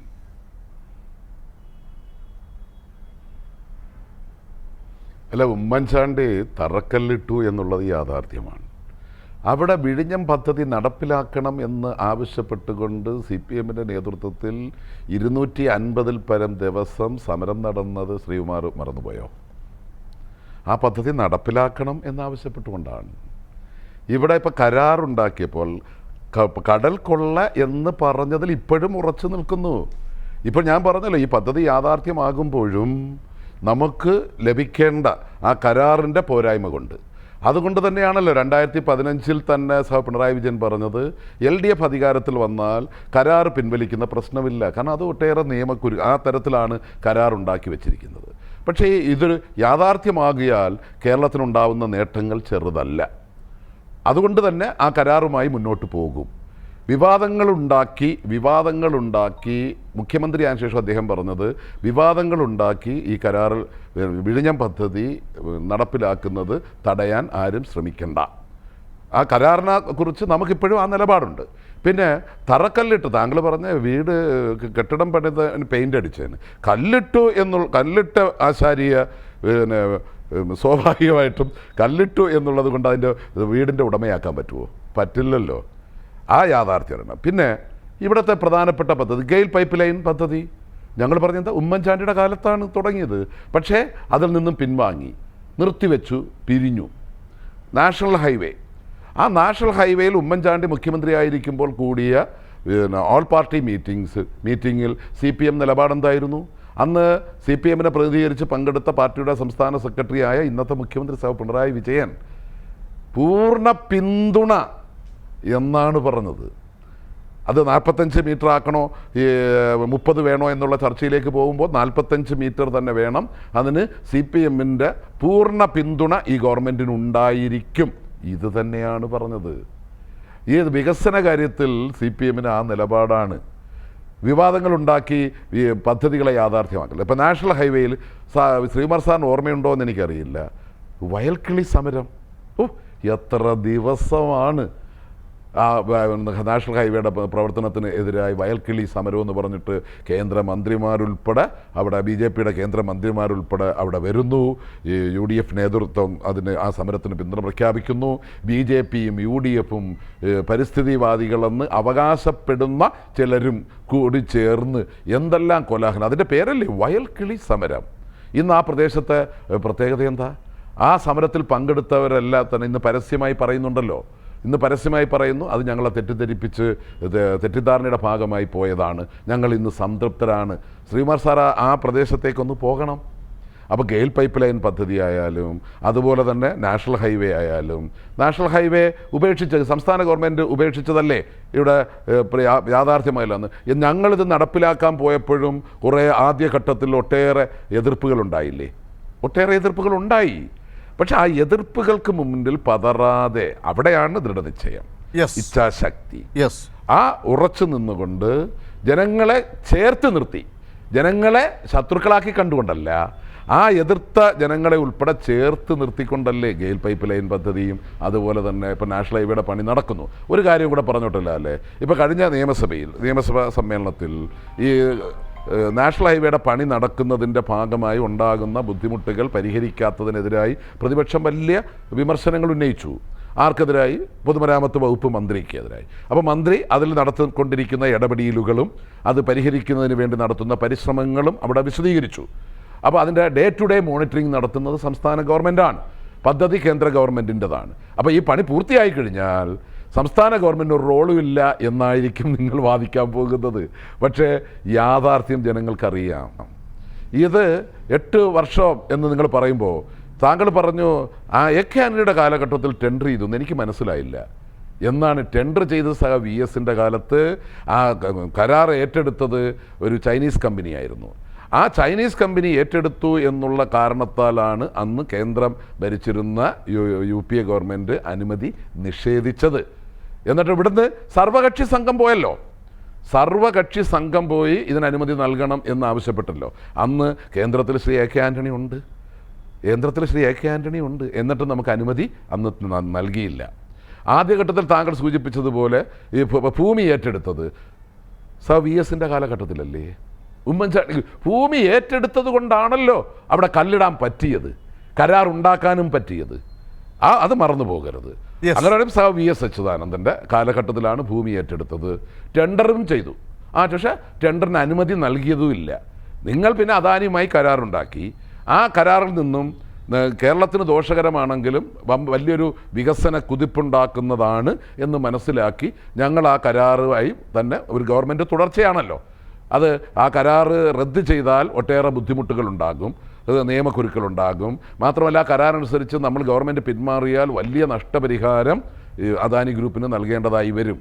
അതിനേക്കാൾ നല്ലത് ആ പദ്ധതിയുമായി മുന്നോട്ട് പോകുന്നതാണ്, അത് ജനങ്ങൾക്ക് ഉപകാരപ്രദമാകും എന്ന നിലപാടാണ്. പക്ഷേ അതിനുശേഷം ഉണ്ടായ പ്രതിസന്ധികളൊക്കെ നമ്മൾ കണ്ടതാണ്. ഏറ്റവും ഒടുവിലുണ്ടായ സംഭവ വികാസങ്ങളൊക്കെ നമ്മൾ കണ്ടതാണ്. അതിൽ നിന്നൊക്കെ കാര്യങ്ങൾ തരണം ചെയ്ത് മുന്നോട്ട് വരാൻ കേരളത്തിൻ്റെ മുഖ്യമന്ത്രി എടുത്ത ലീഡർഷിപ്പ് എന്താണെന്നുള്ളത് പരക്കെ ചർച്ച ചെയ്യപ്പെട്ടതാണ്. അതാണ് പലരും ക്രൈസിസ് മാനേജർ എന്നും സ്റ്റേറ്റ്സ്മാൻ എന്നുമൊക്കെ പലപ്പോഴും വിശേഷിപ്പിക്കുകയൊക്കെ ചെയ്യുന്ന ലെവലിലേക്ക് കാര്യങ്ങൾ എത്തിച്ചത്. അവിടെ നമുക്ക് മറ്റുള്ളവരുടെ റോള് തള്ളിക്കളയേണ്ട ആവശ്യമൊന്നുമില്ല. അത് ശ്രീ നൗഷാദും ഒക്കെ അതിനോട് യോജിക്കുന്നതാണ് എനിക്ക് തോന്നുന്നത്. ഉമ്മൻചാണ്ടിക്ക് അദ്ദേഹത്തിൻ്റെതായ ഒരു സ്പേസ് ഉണ്ട്, അത് അംഗീകരിച്ചുകൊണ്ട് തന്നെ ഞാൻ തിരിച്ചു വരാം നൗഷാദിലേക്കും ശ്രീകുമാറിലേക്കും. നമ്മളോടൊപ്പം ദിയ ദിലീപ് ഉണ്ട്. ദിയ ദിലീപ് മറൈൻ എൻജിനീയറാണ്, മെർച്ചൻ്റ് നേവിയിലായിരുന്നു. ഇപ്പോൾ ഈ വിഴിഞ്ഞത്തെക്കുറിച്ചൊക്കെ നല്ലവണ്ണം മനസ്സിലാക്കുകയും ലോകത്തുള്ള പല തുറമുഖങ്ങളും കാണുകയും അവിടെയൊക്കെയുള്ള വാണിജ്യ സാമൂഹ്യ അവസരങ്ങൾ എത്രമാത്രമുണ്ട് എന്ന് മനസ്സിലാക്കുകയും ചെയ്തിട്ടുള്ള ആളാണ്. വിഴിഞ്ഞത്തെ ഇന്നത്തെ ദിവസം കേരളത്തിൽ തിരുവനന്തപുരത്തിരുന്ന് ദിയ ദിലീപ് വിഴിഞ്ഞം യാഥാർത്ഥ്യമാകുന്ന ഒരു ഘട്ടത്തിൽ എന്താണ് പ്രേക്ഷകരോട് പറയുക? ആദ്യം തന്നെ ഈ വിഴിഞ്ഞം ഇൻ്റർനാഷണൽ ട്രാൻസ്ഷിപ്മെൻറ്റ് പോർട്ട് പ്രാവർത്തികമാക്കിയ എല്ലാവർക്കും എൻ്റെ അഭിനന്ദനങ്ങൾ. വളരെ അഭിമാനകരമായ ഒരു നിമിഷത്തിലൂടെയാണ് നമ്മൾ കടന്നു പോകുന്നത്. ഒരു മലയാളി എന്നുള്ള തലത്തിലും അതുപോലെ തന്നെ ഈ ഷിപ്പിംഗ് ഫീൽഡിൽ വർക്ക് ചെയ്യുന്ന ഒരാളെന്നുള്ള നിലയിലും ഒരു പ്രൗഡ് മൊമെൻ്റ് തന്നെയാണ് എന്നെ സംബന്ധിച്ച്. അപ്പോൾ ഈ വിഴിഞ്ഞം പോർട്ടിനെ സംബന്ധിച്ചാണെങ്കിൽ ഒരുപാട് അഡ്വാൻറ്റേജസ് ആണ് പറയേണ്ടതായിട്ടുള്ളത്. അതായത് ഒരു ഇൻ്റർനാഷണൽ സീ റൂട്ടിൽ ഏറ്റവും അടുത്ത് നിൽക്കുന്ന പോർട്ടാണ് നമ്മുടെ ഈ വിഴിഞ്ഞം പോർട്ട് എന്ന് പറയുന്നത്. അപ്പോൾ ഓരോ ദിവസവും 200-ലധികം ഷിപ്പുകളാണ് ഈ റൂട്ടിലൂടെ കടന്നു പോയിക്കൊണ്ടിരിക്കുന്നത്. അതായത് ഈ വിഴിഞ്ഞം പോർട്ടിൻ്റെ അടുത്തുകൂടി കടന്നു പോയിക്കൊണ്ടിരിക്കുന്നത്. അപ്പോൾ ഇങ്ങനൊരു പോർട്ട് ഇവിടെ പ്രാവർത്തികമാകുന്നതിലൂടെ ഒരു ഗ്ലോബലി നമ്മൾ ഒരു shipping field globally and internationally നമ്മൾ എസ്റ്റാബ്ലിഷ് ചെയ്യുകയാണ്. അപ്പോൾ ഇതിലൂടെ നേട്ടങ്ങൾ നമ്മുടെ കേരളത്തിനും, അതായത് കേരളത്തിനും അതേപോലെ തന്നെ ഇന്ത്യക്കും ഒരു മുതൽക്കൂട്ട് തന്നെയാണ് ഈ വിഴിഞ്ഞം പോർട്ട് എന്ന് പറയുന്നത്. ഇപ്പോൾ ഇതിലൂടെ പോകുന്ന ഷിപ്പുകളിൽ കണ്ടെയ്നേഴ്സ്, അതേപോലെ തന്നെ പലതരത്തിലുള്ള ഷിപ്പുകൾ, ടാങ്കേഴ്സ്, ബൾക്ക് ക്യാരിയേഴ്സ്, അതേപോലെ തന്നെ ക്രൂയിസുകൾ, ഇത്തരം പലതരത്തിലുള്ള ഷിപ്പുകളാണ് ദിവസവും ഈ റൂട്ടിലൂടെ കടന്നു പോയിക്കൊണ്ടിരിക്കുന്നത്. അപ്പോൾ ഓരോ ഷിപ്പും അതിൻ്റെ കാർഗോ ലോഡ് ചെയ്യുന്നത് തൊട്ട് അതിൻ്റെ അൺലോഡിങ് വരെയുള്ള ഓരോ ഓപ്പറേഷൻസും അല്ലെങ്കിൽ ഓരോ മൂവ്മെൻറ്റ്സിലും ഓരോ കരിയർ ഓപ്പർച്യൂണിറ്റീസ് ഒളിഞ്ഞു കിടക്കുന്നുണ്ടെന്നുള്ളതാണ് ഇതിലെ യാഥാർത്ഥ്യം. ഇപ്പോൾ ക്രൂയിസുകളെ സംബന്ധിച്ചാണെങ്കിൽ നമ്മളുടെ ടൂറിസം മേഖലയിൽ അത് വളരെയധികം ഒരു ബൂസ്റ്റ് ഉണ്ടാക്കുന്ന കാര്യമാണ്. അതായത് ഈവൻ ചെറിയ കാര്യങ്ങളിൽ പോലും, അതായത് നമ്മുടെ അക്കോമഡേഷൻ അല്ലെങ്കിൽ ആൾക്കാർക്ക് വേണ്ടുന്ന ട്രാൻസ്പോർട്ടിംഗ് സിസ്റ്റം, അത് തൊട്ട് ഫുഡ് റിസോഴ്സസ്, പിന്നെ അതേപോലെ ഹാൻഡ് ക്രാഫ്റ്റ്സ്, ടൂറിസം മേഖലയെ എന്തൊക്കെ രീതിയിൽ നമുക്ക് ബൂസ്റ്റ് ചെയ്യാവോ അതെല്ലാം ഇതിലൂടെ നമുക്ക് ഈ വിഴിഞ്ഞം പോർട്ടിലൂടെ സാധ്യമാകുന്നതാണ്. അപ്പോൾ ഈ ഒരു വിഴിഞ്ഞം പോർട്ടിൻ്റെ ഈ ഫീച്ചേഴ്സ്, ജോഗ്രഫിക്കൽ ഫീച്ചേഴ്സാണ് അതിൻ്റെ അടുത്ത അഡ്വാൻറ്റേജ് എന്ന് പറയുന്നത്. അതായത് നമ്മുടെ ഈ വിഴിഞ്ഞം ഒരു നാച്ചുറൽ പോർട്ടാണ്. അതായത് 18 to 20 മീറ്റേഴ്സ് വരെ നാച്ചുറൽ ഡെപ്ത് ഉള്ള പോർട്ടാണ് നമ്മുടെ വിഴിഞ്ഞം പോർട്ട് എന്ന് പറയുന്നത്. അപ്പോൾ നമ്മുടെ ഈ മദർഷിപ്പുകളായി ഇന്നലെ എത്തിച്ചേർന്ന നമ്മുടെ മേഴ്സ്ക് സാൻ ഫ്രാൻസിസ് എന്നുള്ള നമ്മുടെ മദർഷിപ്പ് അറൗണ്ട് ഒരു 10 to 13 മീറ്റർ ഡ്രാഫ്റ്റ് ഉള്ള ഷിപ്പാണ്. സോ അത്രയും വലിയ ഷിപ്പുകൾക്ക് പോലും ഇവിടെ അടുക്കത്തക്ക രീതിയിലുള്ള നാച്ചുറൽ ഡെപ്താണ് നമ്മുടെ ഈ വിഴിഞ്ഞം തുറമുഖത്തിനുള്ളത്. അതും ഒരു വളരെ വലിയൊരു അഡ്വാൻറ്റേജ് ആണ് ഈ വിഴിഞ്ഞം പോർട്ടിനെ സംബന്ധിച്ച്. പിന്നെ അതേപോലെ തന്നെ അടുത്ത ഒരു വ്യത്യസ്തത എന്താണെന്ന് വെച്ചാൽ ക്രൂ ചേഞ്ച്. അതായത് ഓരോ ഷിപ്പിംഗ് കമ്പനികളും എത്രത്തോളം ചെലവ് കുറഞ്ഞ രീതിയിൽ നമുക്ക് ഇപ്പോൾ കാർഗോ ഹാൻഡ്ലിംഗ് ഓപ്പറേഷൻസ് ആണെങ്കിൽ പോലും, ക്രൂ ചേഞ്ച് ആണെങ്കിൽ പോലും ഏറ്റവും ചെലവ് കുറഞ്ഞ രീതിയിൽ എങ്ങനെ അവർക്ക് ബിസിനസ് കൈകാര്യം ചെയ്യാം എന്നുള്ളതേ അവർ നോക്കുകയുള്ളൂ. അപ്പോൾ ആ രീതിയിൽ നോക്കുമ്പോഴും നമ്മുടെ വിഴിഞ്ഞം പോർട്ട് ശരിക്കും ഒരു മുതൽക്കൂട്ട് തന്നെയാണ്. അതായത് ദിയ ദിലീപ്, വിഴിഞ്ഞം ഒരു ഫുൾ പൊട്ടൻഷ്യലിലേക്ക് പോവുകയാണെങ്കിൽ, ഇത്രയും ഓപ്പറേഷൻസ് അവിടെ നടക്കുന്ന ഒരു ഘട്ടത്തിലേക്ക് കാര്യങ്ങൾ പോകുമ്പോൾ അത് തിരുവനന്തപുരത്തിന്, നാട്ടുകാർക്ക്, അതുപോലെ കേരളത്തിന് തന്നെ, തിരുവനന്തപുരത്ത് മാത്രം ഒതുങ്ങി നിൽക്കുന്നതല്ല, അതാണ് കൊച്ചിയിൽ നിന്ന് ഇത് വ്യത്യസ്തമാകുന്നത് എന്ന് പറയുന്നത്. അത് തന്നെ കേരളത്തിൻ്റെ അങ്ങോളം ഇങ്ങോളം വലിയ രീതിയിലുള്ള അവസരങ്ങൾ ഉണ്ടാകാൻ പോകുന്നു എന്ന് പറയുമ്പോൾ അത് വ്യാവസായികമായിട്ട്, തൊഴിൽപരമായി ഇവിടെ പഠിക്കുന്ന കുട്ടികൾക്ക് ഒരു ഉദാഹരണം ദിയ തന്നെയാണല്ലോ. ദിയ കേരളത്തിൻ്റെ ഒരു പൊതുമേഖലയിൽ പഠിച്ച എഞ്ചിനീയറായ ആളാണ്. കുസാറ്റ് എന്ന് പറയുന്ന കൊച്ചിയിലെ ശാസ്ത്ര സാങ്കേതിക സർവകലാശാലയിൽ നിന്ന് ബിടെക് കഴിഞ്ഞിട്ടാണ് മറൈൻ എഞ്ചിനീയറായി ഒരു വനിത നമ്മുടെ അഭിമാനമായി ലോകത്ത് കടൽ ഇങ്ങനെ താണ്ടി പോകുന്നൊരു സാഹചര്യമൊക്കെ ഉണ്ടാകുന്നത്. അത് നമ്മുടെ കുട്ടികൾക്കൊക്കെ ഈ ഉന്നത വിദ്യാഭ്യാസത്തിലുമൊക്കെ എത്രമാത്രം ഗുണമുണ്ടാക്കും, അവിടെ വിഴിഞ്ഞം എന്ത് പ്രോസ്പെക്റ്റാണ് ഉണ്ടാക്കുന്നത് എന്നാണ് ദിയയ്ക്ക് തോന്നുന്നത്? സത്യം പറഞ്ഞാൽ ഒരു അവെയർനെസ് എല്ലാവർക്കും കൊടുക്കുക എന്നുള്ളതാണ് ഇതിലൂടെ നമ്മൾ ശരിക്കും ചെയ്യേണ്ടത്. അതായത് ഇപ്പോൾ ഞാൻ ഷിപ്പിൽ സെയിൽ ചെയ്തിട്ട് വന്ന ഒരാളാണ്. അപ്പോൾ 11 months കോൺട്രാക്റ്റ് കഴിഞ്ഞ് വന്ന ഒരാളാണ്. അപ്പോൾ അതിൽ എൻ്റെ ഷിപ്പിലെ മോസ്റ്റ് ഓഫ് ദി ക്രൂ ആണെങ്കിലും നോർത്ത് ഇന്ത്യൻസ് ആണ് ഞാൻ കൂടുതലും കാണുന്നത്. സോ അവരൊരു ഏർലി സ്റ്റേജിൽ തന്നെ അവർക്കൊരു പോർട്ട് ഓറിയൻറ്റഡ് ജോബ്സിനെ പറ്റി അവർ അവെയർ ആയിരുന്നു. അപ്പോൾ ഇപ്പോഴാണ് നമുക്ക് അതിൻ്റെ സാഹചര്യങ്ങൾ ഒത്തുവരുന്നതും വിഴിഞ്ഞം പോർട്ട് എന്നുള്ളൊരു വലിയൊരു കാര്യം ഇവിടെ വരുന്നത് ഇപ്പോഴാണ്. അപ്പോൾ ഇപ്പോഴെങ്കിലും നമ്മൾ ഇതിനെ പറ്റി ഒരു അവെയർനെസ്, ഇങ്ങനൊരു ഫീൽഡിനെ പറ്റി, ഇതിൻ്റെ കാർഗോ ഹാൻഡ്ലിങ്, ലോജിസ്റ്റിക്സ്, അതേപോലെ തന്നെ മാരിടൈം ലോ എന്ന് പറഞ്ഞൊരു സെക്ടർ തന്നെയുണ്ട്. അത് പിന്നെ അങ്ങനെ സെയിൽസ്, പർച്ചേസ്, അങ്ങനെ ഒരുപാട് തലത്തിൽ കുട്ടികൾക്ക് വിവിധ തരത്തിലുള്ള കരിയർ ഓപ്പർച്യൂണിറ്റീസ് ഇതിലുണ്ട്. അപ്പോൾ നമ്മൾ ഇതിലൊരു അവെയർനെസ് ക്രിയേറ്റ് ചെയ്യുക എന്നുള്ളതാണ് ആദ്യത്തെ കാര്യം. ഞാൻ BTech മറൈൻ എഞ്ചിനീയറിംഗ് ആയിരുന്നു. അത് കുഞ്ഞാലിമരക്കാർ സ്കൂൾ ഓഫ് മറൈൻ എഞ്ചിനീയറിംഗിൽ ആണ് പഠിച്ചത്. അപ്പോൾ അവിടെ തന്നെ ആണെങ്കിലും നമുക്ക് പ്ലേസ്മെൻറ്റ്സും കാര്യങ്ങളും എല്ലാം തന്നെ ഉണ്ട്. അപ്പോൾ എല്ലാ രീതിയിലും ഇതിനെപ്പറ്റി ഒരു അവെയർനെസ് കുട്ടികൾക്ക് കൊടുക്കുക എന്നുള്ളതാണ് ശരിക്കും. തീർച്ചയായിട്ടും ഞാൻ വരാം ദിയ.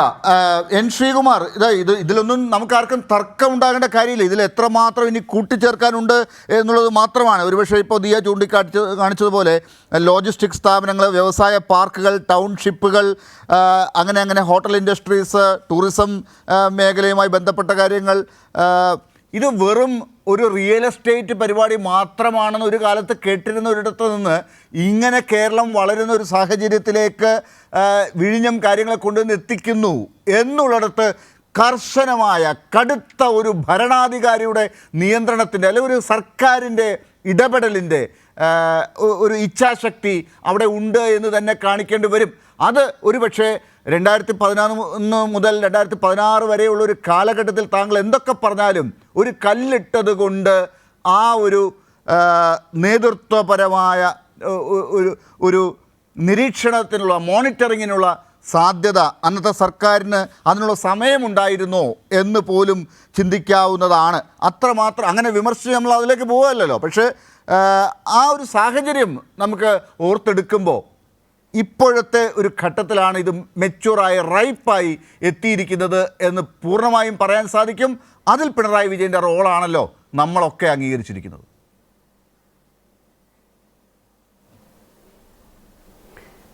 നോക്കൂ ലാലേ, ശ്രീ പിണറായി വിജയൻ്റെ റോളോ ശ്രീ VSൻ്റെയോ നയനാരുടെയോ ആൻ്റണിയുടെയോ കരുണാകരൻ്റെയോ MP രാഘവൻ്റെയോ ആരുടെ റോൾ ഇതിൽ നമ്മൾ തള്ളിക്കളയുന്നില്ല. അതുകൊണ്ടാണല്ലോ സ്പീക്കർ ഷംസീർ, ഉമ്മൻചാണ്ടിയുടെയോ, അതുകൊണ്ടാണല്ലോ നമ്മൾ സ്പീക്കർ ഷംസീറിൻ്റെ കാര്യത്തെ ഞാൻ പറഞ്ഞത്. ഷംസീറിന് പോലും തോന്നിയത് അതുകൊണ്ടാണല്ലോ. ഇവിടെ ശ്രീമതി ദിയ ഇക്കാര്യം പറഞ്ഞത് അത് 2016 അന്നത്തെ CPM നേതാക്കൾക്ക് തോന്നിയിരുന്നെങ്കിൽ 1000 ദിവസം കൊണ്ട് പദ്ധതി പൂർത്തിയാക്കാനായിരുന്നു ഉമ്മൻചാണ്ടിയുടെ ലക്ഷ്യം. 2016 അദാനി നിർമ്മാണം തുടങ്ങിയ ശേഷമാണ് പിണറായി വിജയൻ അധികാരത്തിൽ വന്നതെന്ന് ആലോചിക്കണം. അദാനി അപ്പോഴേക്കും നിർമ്മാണം തുടങ്ങിയിരുന്നു 2016 കേട്ടോ, അത് ആലോചിക്കണം. 15 കല്ലിട്ടിട്ട്. അപ്പോൾ അദാനി നിർമ്മാണം തുടങ്ങിയ ശേഷം പിണറായി മുഖ്യമന്ത്രിയാവും. നല്ല കാര്യം, അദ്ദേഹത്തിൻ്റെ കാലത്ത് അത് പൂർത്തീകരിച്ചത് നല്ല കാര്യമാണ്, തെറ്റൊന്നുമില്ല. പക്ഷേ അങ്ങനെയാണെങ്കിൽ ഒരു വാദത്തിന് വേണ്ടി അങ്ങ് പറഞ്ഞത് അംഗീകരിച്ചാൽ 2011 മുതൽ 2016 വരെ സമയമുണ്ടായിട്ട് എന്തുകൊണ്ട് ആ 5 വർഷം ഈ 2016 ദിയ പറഞ്ഞ കാര്യങ്ങൾ ചെയ്യാമായിരുന്നു എന്ന് പറഞ്ഞതുപോലെ 2011 ചെയ്യാമായിരുന്നല്ലോ, സമയം കിട്ടിയല്ലോ. എന്തുകൊണ്ട് ഈ കരാർ കൃത്യമായി കൊണ്ടുപോയില്ല? ആ കരാറിനെ കേന്ദ്രത്തിന് ബോധ്യപ്പെടുത്തിക്കൊണ്ട് അവിടെ നിന്ന് അനുമതി വാങ്ങിച്ചെടുക്കാൻ സാധിച്ചില്ല. അവിടെ ഈ കൺസോർഷ്യത്തിൻ്റെ പേരിൽ ചൈനീസ് ഇടപെടൽ പറഞ്ഞുകൊണ്ട് അതിനെ തള്ളിക്കളയാൻ കേന്ദ്രത്തിൽ ആൻ്റണി ഉണ്ടായിരുന്നിട്ടും ഒരു ഇടപെടൽ നടത്താനായില്ല എന്നൊക്കെ നമുക്കറിയാവുന്നത് ആണല്ലോ. അതെന്തുകൊണ്ട് സംഭവിച്ചു?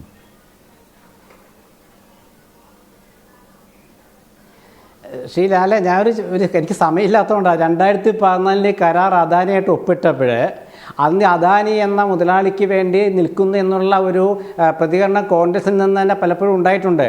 അന്ന് ഉമ്മൻചാണ്ടിയും ശശി തരൂർ എം പിയും ഡൽഹിയിൽ പോയിട്ട് സോണിയാഗാന്ധിയെ കണ്ട് കാര്യം ധരിപ്പിച്ചിട്ടാണ് 2015 തറക്കല്ലിട്ടിട്ട് നിർമ്മാണം തുടങ്ങിയത്. ഞാൻ വിശദീകരിക്കുന്നില്ല, നൗഷാദിനൊക്കെ അറിയാം.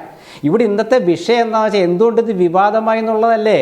അതായത് മുഖ്യമന്ത്രി പിണറായി വിജയൻ്റെ കാലത്ത് ഇത് പൂർത്തിയായി എന്നുള്ളത് സംശയരഹിതമാണ്, തർക്കമില്ല.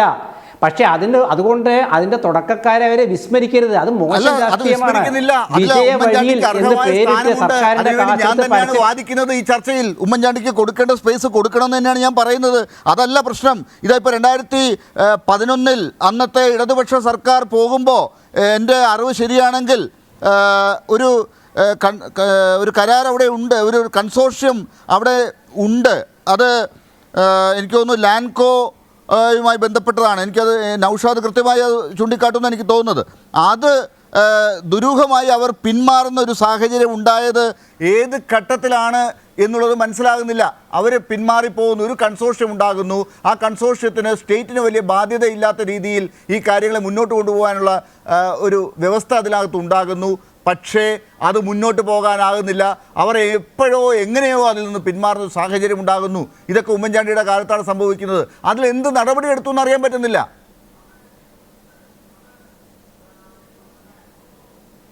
നോക്കില്ല, അല്ലെ നിങ്ങൾ ഇവിടെ ചരിത്രത്തെ ഇല്ലാതാക്കല്ലേ. 2011 ഉമ്മൻചാണ്ടി അധികാരത്തിൽ വന്നു, 2014 കരാറുണ്ടാക്കി, 2015 തറക്കല്ലിട്ടു, നിർമ്മാണം തുടങ്ങി, 2016 പിണറായി വിജയൻ വന്നു, അദ്ദേഹം 21 വിജയിച്ചു, തുടരുന്നു. 8 വർഷമായിട്ട് അദ്ദേഹം ഇതിൻ്റെ ഉദ്ഘാടനം നിർവഹിച്ചു. തെറ്റല്ല. പക്ഷേ പ്രതിപക്ഷ നേതാവിനെ ക്ഷണിച്ചില്ല. എന്താ ക്ഷണിക്കാതിരുന്ന ഒന്ന് ഞാനത് പറഞ്ഞു കഴിഞ്ഞിട്ട് താങ്കൾ ഇടപെട്ടോളൂ പ്ലീസ്. എൻ്റെ ഒരു വക്കീൽ പറഞ്ഞ പോലെ, സിനിമയിലത്തെ വക്കീൽ പറഞ്ഞ പോലെ ഫ്ലോ കളയല്ലേ. 2000 വി എസ് അച്യുതാനന്ദൻ്റെ പേര് പറഞ്ഞില്ല എന്ന് കേൾക്കുന്നു. മുഖ്യമന്ത്രിയായിരുന്നു ഉമ്മൻചാണ്ടിയുടെ പേര് പറഞ്ഞില്ലെന്ന് കേൾക്കുന്നു. പ്രതിപക്ഷ നേതാവിനെ ക്ഷണിച്ചില്ല. വിജയ വഴിയിൽ എന്ന് പറഞ്ഞുകൊണ്ട്, സർക്കാർ ചെലവിൽ വിജയ എന്ന് പറഞ്ഞുകൊണ്ട് അതൊക്കെ പരസ്യം കൊടുത്ത് ഇത് ആർക്ക് വേണ്ടിയാണ്? ഇതൊക്കെ നൗഷാദിനെ പോലുള്ളവർക്കും അറിയാം. സഹിക്കുക തന്നെ.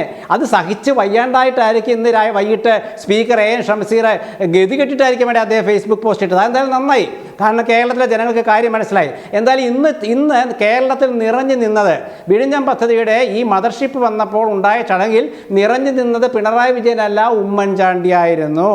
എന്താ പ്രതിപക്ഷ നേതാവിനെ ക്ഷണിച്ചാൽ എന്താ കുഴപ്പം? ഞാനൊരു കാര്യം പറയാം. ശ്രീ നൗഷാദിന് അറിയാമല്ലോ, കഴിഞ്ഞ തവണ ഒരു 5-6 മാസം മുമ്പായി ഇതുപോലൊരു ചടങ്ങ് വിഴിഞ്ഞത്ത് നടന്നപ്പോൾ അന്ന് സ്പീക്കറെ ഇതുപോലെ മറ്റേ പ്രതിപക്ഷ നേതാവിനെ ക്ഷണിച്ചു. അദ്ദേഹം ഉമ്മൻചാണ്ടിയെ പ്രകീർത്തിച്ച് പറഞ്ഞു. എങ്കിൽ പിന്നെ അദ്ദേഹം വേണ്ടെന്ന് തീരുമാനിച്ചു. ശരി, ആയിക്കോട്ടെ. ഇന്നിപ്പോൾ നോക്കൂ, ലത്തീൻ അതിരൂപതക്കാർ അവിടെ ബഹിഷ്കരിച്ചു. എന്താ കാരണം? ഈ ഉമ്മൻചാണ്ടി ഇതിനെ തുടക്കമിടുമ്പോൾ അദ്ദേഹം 478 കോടി രൂപ പുനരധിവാസത്തിനെന്ന് പറഞ്ഞ് നീക്കി വെച്ചിരുന്നു. ആ പണം എന്ത് ചെയ്തെന്ന് ആർക്കും അറിയാൻ വയ്യ. അതൊക്കെ അവിടെ നടന്നു കഴിഞ്ഞു. എൻ്റെ ലാലെ, അതൊക്കെ ഞാൻ അവിടെ വിശദീകരിക്കാൻ പോയാൽ കുറേ ബുദ്ധിമുട്ടാവും. ഇതിൽ പച്ച രാഷ്ട്രീയം ശ്രീ പിണറായി വിജയൻ, CPM ഞാൻ കുറ്റം പറയില്ല, ഇതിൽ പച്ച രാഷ്ട്രീയം ശ്രീ പിണറായി വിജയനോ അദ്ദേഹത്തിൻ്റെ കൂട്ടരും കൂടെ കാണാൻ ശ്രമിച്ചു. അതുകൊണ്ടാണ് വിജയവഴിയിൽ നിന്നൊക്കെ പറഞ്ഞ് ഇങ്ങനെ ഇടുന്നത്. എന്ത് വിജയവഴി? ഈ വഴി എന്ന് പറയുന്നത് ഒരുപാട് നേതാക്കളെ ഭരണം തുടർച്ചയാണെന്ന് ഇപ്പോൾ ശ്രീ നൗഷാദ് പറഞ്ഞല്ലോ. തുടർച്ചയായ ഭരണമായതുകൊണ്ടാണ് പിണറായി വിജയൻ അവിടെ പോയി പ്രസംഗിക്കാൻ പറ്റിയത്. അതിൽ പിണറായി വിജയനെ ജനങ്ങളെ തിരഞ്ഞെടുത്തു. അദ്ദേഹം ചെയ്യേണ്ടത് എന്താണ്? ഇതിൽ മുൻകാലത്തുണ്ടായിരുന്ന എല്ലാ മുഖ്യമന്ത്രിമാരെയും സ്മരിച്ചിരുന്നെങ്കിൽ അദ്ദേഹത്തിന്റെ ഇന്നത്തെ ആ ഒരു പദവിയുടെ ആ ഒരു ബഹുമാന്യത ഏറുമായിരുന്നു. അത് അദ്ദേഹം സ്വയം കൊണ്ട് കളഞ്ഞു. ആണ്ടി നല്ല അതിനകത്ത് ഇപ്പോൾ ഉമ്മൻചാണ്ടിയെ വേണ്ട രീതിയിൽ അവതരിപ്പിച്ചില്ല. അത് കൃത്യമായി ഓരോ മിനിറ്റിലും പറയേണ്ടിയിരുന്നു. അദ്ദേഹം അത്രമാത്രം റോൾ വഹിച്ചിട്ടുണ്ട്. 2016 അദ്ദേഹത്തിൻ്റെ ഭരണം പോയതിനു ശേഷം ഇന്ന് 2024 ഇത് ഉദ്ഘാടനം ചെയ്യപ്പെടുന്ന ഈ 8 വർഷങ്ങൾ ഉമ്മൻചാണ്ടി ഓരോ ഘട്ടത്തിലും എന്ത് ചെയ്തു എന്നുള്ളത് എൻ ശ്രീകുമാറിന് പറയാനാവുന്നുണ്ടോ എന്നുള്ളത് എനിക്കറിയില്ല. പക്ഷേ അവിടെ പിണറായി വിജയൻ ഓരോ ഘട്ടത്തിലും ഓരോ കാര്യം പറയുമ്പോഴും ഉമ്മൻചാണ്ടിയെ കുറിച്ച് കൂടി ഓർക്കണമായിരുന്നു എന്ന് പറയുന്നതിനകത്ത് അത് ശ്രീ എൻ ശ്രീകുമാറിൻ്റെ മാത്രമല്ല, ഇത് ഇങ്ങനെ സൂചിപ്പിച്ച് പറയുന്ന UDFൻ്റെ നേതാക്കന്മാർക്ക് ഒരു പ്രത്യേക താല്പര്യം ഉണ്ടാകണം. ഈ ഘട്ടത്തിൽ അതിങ്ങനെ ആ പേരിങ്ങനെ പറയുമ്പോൾ അവർക്കിപ്പോൾ ശ്രമിച്ചാൽ കിട്ടാവുന്നതിനേക്കാൾ അപ്പുറം ജനങ്ങളിലേക്ക് എന്തോ ഇറങ്ങിച്ചെല്ലാൻ സാധിക്കുമെന്നൊരു തോന്നലുണ്ട്. അത് ഇവിടെ ശ്രമിക്കുന്നുണ്ട് എന്നൊരു തോന്നൽ ശ്രീ നൗഷാദിനുണ്ടോ? അതെത്രമാത്രം ചിലവാകും കേരളത്തിൽ ഈ കാര്യത്തിൽ? അല്ല, ഈ വികസന നേട്ടത്തെ ഇകഴ്ത്തി കാണിക്കാൻ വേണ്ടിയിട്ടാണ് ഈ തരത്തിലുള്ള വാദങ്ങൾ നടത്തുന്നത്. അങ്ങനാണെങ്കിൽ കല്ലിടുന്ന തറക്കല്ലിട്ടല്ലോ, ഈ തറക്കല്ലിട്ട 2015 ശ്രീ VS അച്യുതാനന്ദൻ്റെ പേര് ഉമ്മൻചാണ്ടി പറഞ്ഞു. ഭൂമി ഏറ്റെടുത്ത് കൊടുത്തത് VS അച്യുതാനന്ദനാണല്ലോ. പിന്നെ ഇന്ന് പിണറായിയുടെ പ്രസംഗത്തിൽ ഉമ്മൻചാണ്ടിയെ മാത്രമല്ല VS-ൻ്റെയോ അങ്ങനെ ആ തരത്തിലേക്കൊന്നും പോയില്ല. ഒരു ഹ്രസ്വമായ പ്രസംഗം, അതിൽ ഈ വികസനത്തിൽ ഊന്നി വർത്തമാനം പറഞ്ഞു എന്നുള്ളതേ ഉള്ളൂ. പിന്നെ താങ്കളിപ്പോൾ സൂചിപ്പിച്ചതുപോലെ ഇതിന് ഉമ്മൻചാണ്ടിയുടെ കാലത്ത് കരാർ എങ്ങനെയാണ്? 2045 തീർത്താൽ മതി ശ്രീകുമാർ സാറേ, 2045 തീർത്താൽ മതി. പക്ഷേ 2028 തീരുകയാണ്. 17 വർഷം. ചിലപ്പോൾ അത് 1 വർഷം 1-2 വർഷം നീണ്ടേക്കാം, ഇല്ലയെന്ന് ഞാൻ പറയുന്നില്ല. പക്ഷേ എന്തായാലും 2030 ഒരു കാരണവശാലും പോകില്ല എന്ന് തന്നെയാണ്. അപ്പോൾ 15 കൊണ്ടാക്കിയ കരാറിൽ തന്നെ 15 വർഷം പിറകിലോട്ട് മുമ്പേ അത് പൂർത്തീകരിക്കാൻ കഴിയുന്നു എന്നുള്ളത് ചെറിയ കാര്യമാണോ ശ്രീകുമാർ സാറേ? പിന്നെ താങ്കളിപ്പോൾ വലിയ കെട്ടുപക്ഷിക്കപ്പെട്ട് പറഞ്ഞതുപോലെ ഒരു കരാറുണ്ടാക്കാൻ 8 വർഷം കൊണ്ടല്ലേ പൂർത്തിയാക്കിയത് ചോദിച്ചാൽ, കരാറുണ്ടാക്കാൻ 4 വർഷം എടുത്തില്ലേ? താങ്കളുടെ കാഴ്ചപ്പാടിൽ തന്നെ 4 വർഷം എടുത്തില്ല കരാറുണ്ടാക്കാൻ തന്നെ. പിന്നെ VS-ൻ്റെ കാലഘട്ടത്തിൽ കരാറുണ്ടാക്കി ടെൻഡറിൽ പങ്കെടുത്തതാണല്ലോ. ടെൻഡർ ഒരാൾ തയ്യാറായതാണല്ലോ, ഒരു കമ്പനി വന്നതുമാണല്ലോ. അത് ചൈനീസ് കമ്പനി എന്ന് പറഞ്ഞിട്ട് നിഷേധിച്ചില്ലേ? നിങ്ങളിപ്പോൾ പറയുന്നത് അദാനിയുമായിട്ടുള്ള കരാറിൽ പിന്നെ ശശി തരൂരുമായിട്ട് പോയി ഈ സോണിയാഗാന്ധിയെ കണ്ടിട്ടാണ് അനുമതി വാങ്ങിച്ചത് എന്ന് പറയുന്നു. ഓക്കെ, അപ്പോൾ അതിൻ്റെ പിന്നാമ്പുറങ്ങളിലേക്കൊന്നും ഞാൻ പോകുന്നില്ല. പക്ഷേ ഇവിടുന്ന് സർവകക്ഷി സംഘം പോയല്ലോ VS-ൻ്റെ കാലഘട്ടത്തിൽ. എന്നിട്ടെന്തേ അനുമതി നൽകാതിരുന്നത്? ഇതിൽ ശ്രീ AK ആൻ്റണിക്ക് ഉമ്മൻചാണ്ടിക്ക് ഈ കരാറുണ്ടാക്കി തറക്കല്ലിട്ടു, അത്രയും റോളുണ്ട്. ഞാൻ നേരത്തെ സൂചിപ്പിച്ചല്ലോ, ഈ നാഷണൽ ഹൈവേയുടെ പ്രവർത്തനങ്ങൾ ആരംഭിച്ചത് ഉമ്മൻചാണ്ടിയുടെ കാലഘട്ടത്തിലല്ലേ? ഉമ്മൻചാണ്ടിയുടെ കാലഘട്ടത്തിൽ അത് ആരംഭിച്ചു, എന്നിട്ട് അത് ഡ്രോപ്പ് ചെയ്തില്ലേ? അപ്പോൾ അതുകൊണ്ട് ഉമ്മൻചാണ്ടിയുടെ കാലഘട്ടത്തിൽ ആരംഭിച്ചു എന്നുള്ളത് കൊണ്ട് നാഷണൽ ഹൈവേ പൂർത്തിയാകുമ്പോൾ ഉമ്മൻചാണ്ടിയെ മറക്കാൻ പാടില്ല എന്ന് വാദിക്കുന്നതിൽ അർത്ഥമുണ്ടോ? ഒരു ഭരണാധികാരി എന്നുള്ള അർത്ഥത്തിൽ ഈ കരാർ ഉണ്ടാക്കി അത് തുടക്കം കുറിക്കാൻ കഴിഞ്ഞു, അത് സത്യം, അത് അംഗീകരിക്കുന്നു. പക്ഷേ ആ കരാറിനെ കുറിച്ച് ഞാനിപ്പോൾ തുടക്കത്തിൽ തന്നെ പറഞ്ഞു, ആ കരാർ ഇപ്പോഴും നമുക്ക് ദോഷകരമാണ്. ആ കരാറിനെ ഉണ്ടാക്കിയ കരാറിന് കേരളത്തിന് ഗുണകരമാണോ? അതിൻ്റെ ഡീറ്റെയിൽസിലേക്ക് നമുക്ക് ചർച്ച ചെയ്യാം. നമ്മൾ ഈ കരാറിനെ എതിർത്തിട്ടുണ്ട്, പദ്ധതിയെ ഒരിക്കലും എതിർത്തിട്ടില്ല. അതുപോലെ ഗെയിൽ പൈപ്പ് ലൈൻ പദ്ധതിയും ഉമ്മൻചാണ്ടി സാറിൻ്റെ കാലത്തല്ലേ? ഉമ്മൻചാണ്ടി സാറിൻ്റെ കാലത്തല്ലേ അത് ആരംഭിച്ചത്? പക്ഷേ അത് ഉപേക്ഷിക്കപ്പെട്ടില്ലേ? പിന്നെ അത് പൂർത്തീകരിച്ച് ആ ഗെയിൽ കമ്പനിയെ കൊണ്ടുവന്ന് ആ ഗെയിൽ പൈപ്പ് ലൈൻ പദ്ധതി പൂർത്തീകരിപ്പിച്ചത് ചെറിയ കാര്യമാണോ? ഉള്ളതുപോലെ പറയുക, വസ്തുതകളായി കാണുക. കേരളത്തിൽ ഈ ഗവൺമെൻറ്റുകളെല്ലാം തുടർച്ചയാണ്, സ്വാഭാവികമാണ്. പക്ഷേ അതിൽ ഈ ഒരു നിശ്ചയദാർഢ്യത്തോടു കൂടിയിട്ടുള്ള കരാറുണ്ടാക്കാൻ 4 വർഷം, പണി പൂർത്തീകരിക്കാൻ 8 വർഷം അല്ലേ എടുത്തുള്ളൂ. ചെറിയ ഇതുപോലുള്ളൊരു മഹത്തായ പദ്ധതി പൂർത്തീകരിക്കാൻ 8 വർഷക്കാലം എടുത്തു. അതിനിടയിലുണ്ടായ സമരങ്ങൾ, പ്രശ്നങ്ങൾ, പ്രക്ഷോഭങ്ങൾ ഒക്കെ നമുക്കറിയാം. അതിനെല്ലാം അതിജീവിച്ചിട്ടാണ്. പിന്നെ നമുക്കറിയാമല്ലോ കാലാവസ്ഥയിൽ വന്ന പ്രളയം, മറന്നുപോയോ? നിങ്ങൾ മനസ്സിലാക്കുക, 2 വർഷം കോവിഡിൻ്റെ പേരിൽ പോയില്ലേ? 2 വർഷം നമുക്ക് പ്രളയമല്ലായിരുന്നു? 2018-ഉം 19-ഉം 20-21 കോവിഡ് അല്ലായിരുന്നോ? 4 വർഷം അങ്ങനെ പോയില്ലേ ശ്രീകുമാർ സാറേ? മറന്നു പോകുന്നത് എന്താ? പിന്നീടല്ലേ പ്രക്ഷോഭങ്ങൾ. അതിനെല്ലാം അതിജീവിച്ചാണ് ഈ പദ്ധതി 1-ാം ഘട്ടം പൂർത്തീകരിക്കുന്നത്. ഇനിയും പൂർത്തീകരിച്ചില്ലല്ലോ, 2-ഉം 3-ഉം ഘട്ടം 4-ഉം ഘട്ടങ്ങൾ ഇനിയുണ്ട്. 4 ഘട്ടം ആകുന്നതോടുകൂടിയേ അത് പൂർത്തിയാവുകയുള്ളൂ. പക്ഷേ ആ 1-ാം ഘട്ടം തന്നെ ഇത്രയും മനോഹരമായി വേഗത്തിൽ പൂർത്തീകരിക്കാൻ കഴിഞ്ഞു എന്നുള്ളത്, തറക്കല്ലിട്ടത് ഉമ്മൻചാണ്ടിയാണെങ്കിലും ഇത് പൂർത്തീകരിക്കാൻ കഴിഞ്ഞത് LDF ഗവൺമെൻറ്റിൻ്റെ നിശ്ചയദാർഢ്യമാണ്. അതിൻ്റെ നേതൃത്വം എന്നുള്ള രീതിയിൽ പിണറായി വിജയൻ്റെ നിരന്തരമായ മോണിറ്ററിങ്ങിൻ്റെ ഭാഗമായിട്ട് തന്നെയാണ്. ശ്രീ എൻ ശ്രീകുമാർ, ഒരൊറ്റ മിനിറ്റാണ് ഈ ഘട്ടത്തിൽ എനിക്ക് ഞാൻ താങ്കളിലേക്ക് വരുന്നത്. ഇപ്പോൾ അതായത് 2045 തീരേണ്ടതായിരുന്നു ഉമ്മൻചാണ്ടി പറഞ്ഞതനുസരിച്ചാണെങ്കിൽ അത് 2028 തീരുന്നു എന്ന് പറയുന്ന ഒരു ഘട്ടത്തിലേക്കൊക്കെ എത്തുന്ന ആ മാറ്റങ്ങളൊക്കെ ചെറുതാണ്. അല്ല, ഒരു കാര്യം കൂടെ പറഞ്ഞ് അവസാനിപ്പിക്കാം. ലാലെ ഒരു മിനിറ്റ് വേണ്ട, ഒരു ഒറ്റ പോയിന്റ്. പിന്നെ അദ്ദേഹം സാറേ, അല്ല, സർക്കാർ പൈസ കൊടുക്കേണ്ടത് 4 ഘട്ടത്തിലായിട്ടാണ് സർ. താങ്കൾ പറഞ്ഞു ഇപ്പം അതിൻ്റെ കൃത്യം കണക്കെനിക്കറിയില്ല, എന്നാലും 800 കോടി രൂപയെ കൊടുത്തിട്ടുള്ളതെന്ന്. അത് 4 ഘട്ടമാണ്. ആ പണി പൂർത്തിയാകുന്നത് വരെയുള്ള ചെലവാണ്. ഇനി 3 ഘട്ടം ബാക്കിയുണ്ട്. ആ പൈസ അന്നേരം കൊടുത്താൽ മതി. താങ്കളിപ്പോൾ പറഞ്ഞ മൊത്തം തുകയിൽ ഇത്രേ കൊടുത്തിട്ടുള്ളൂ, അതിൻ്റെ ഒരു ഘട്ടമല്ലേ പൂർത്തിയായിട്ടുള്ളൂ. ഇതെന്താ മനസ്സിലാക്കാത്തത്? അപ്പോൾ അതും താങ്കൾ നെഗറ്റീവായിട്ടല്ലേ അവതരിപ്പിച്ചത്? അത് ശരിയാണോ? ശ്രീ ശ്രീകുമാർ, അദാനിക്ക് പൈസ കൊടുക്കലല്ലോ നമ്മുടെ ആവശ്യം. നടക്കുന്നതിനനുസൃതമായിട്ടാണ് പണം മുടക്കുക. അതിനുവേണ്ടി വാദിക്കലല്ലോ നമ്മുടെ പരിപാടി.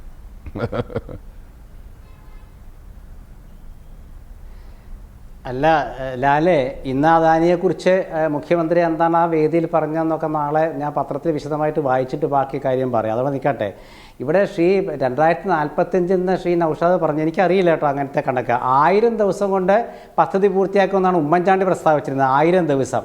ആ 1000 ദിവസം കൊണ്ട് പൂർത്തിയാക്കാതിരിക്കാൻ കാരണം അതായത് ദുരൂഹമാണെന്നാ പറഞ്ഞേ. അല്ല എന്താണ് എൻ്റെ നൗഷാദ്, അല്ല എൻ്റെ ലാല ഇങ്ങനെയൊക്കെ ചോദിക്കുന്നത്? അതായത് ഈ കരാർ ഒപ്പിട്ടപ്പോൾ അന്ന് CPM-ൻ്റെ നേതാക്കൾ പറഞ്ഞത് എന്താണെയോ, ഉമ്മൻചാണ്ടിയുടെ ഇടപെടൽ ദുരൂഹമാണെന്നാണ്. എന്താ നിങ്ങളൊക്കെ മറന്നോ? ശ്രീ നൗഷാദിന് ഇതെല്ലാം അറിയാം, പക്ഷെ അദ്ദേഹം പറയില്ല. ഞാൻ അദ്ദേഹത്തെ കുറ്റപ്പെടുത്തില്ല കേട്ടോ, കാരണം അദ്ദേഹം CPM-ന്റെ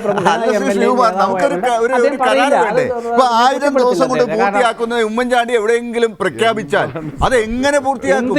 എന്ത് മാജിക്കാണ്? ഏത് കരാറാണ്? ആരുമായിട്ടാണ് അത് ഒപ്പിട്ടത്?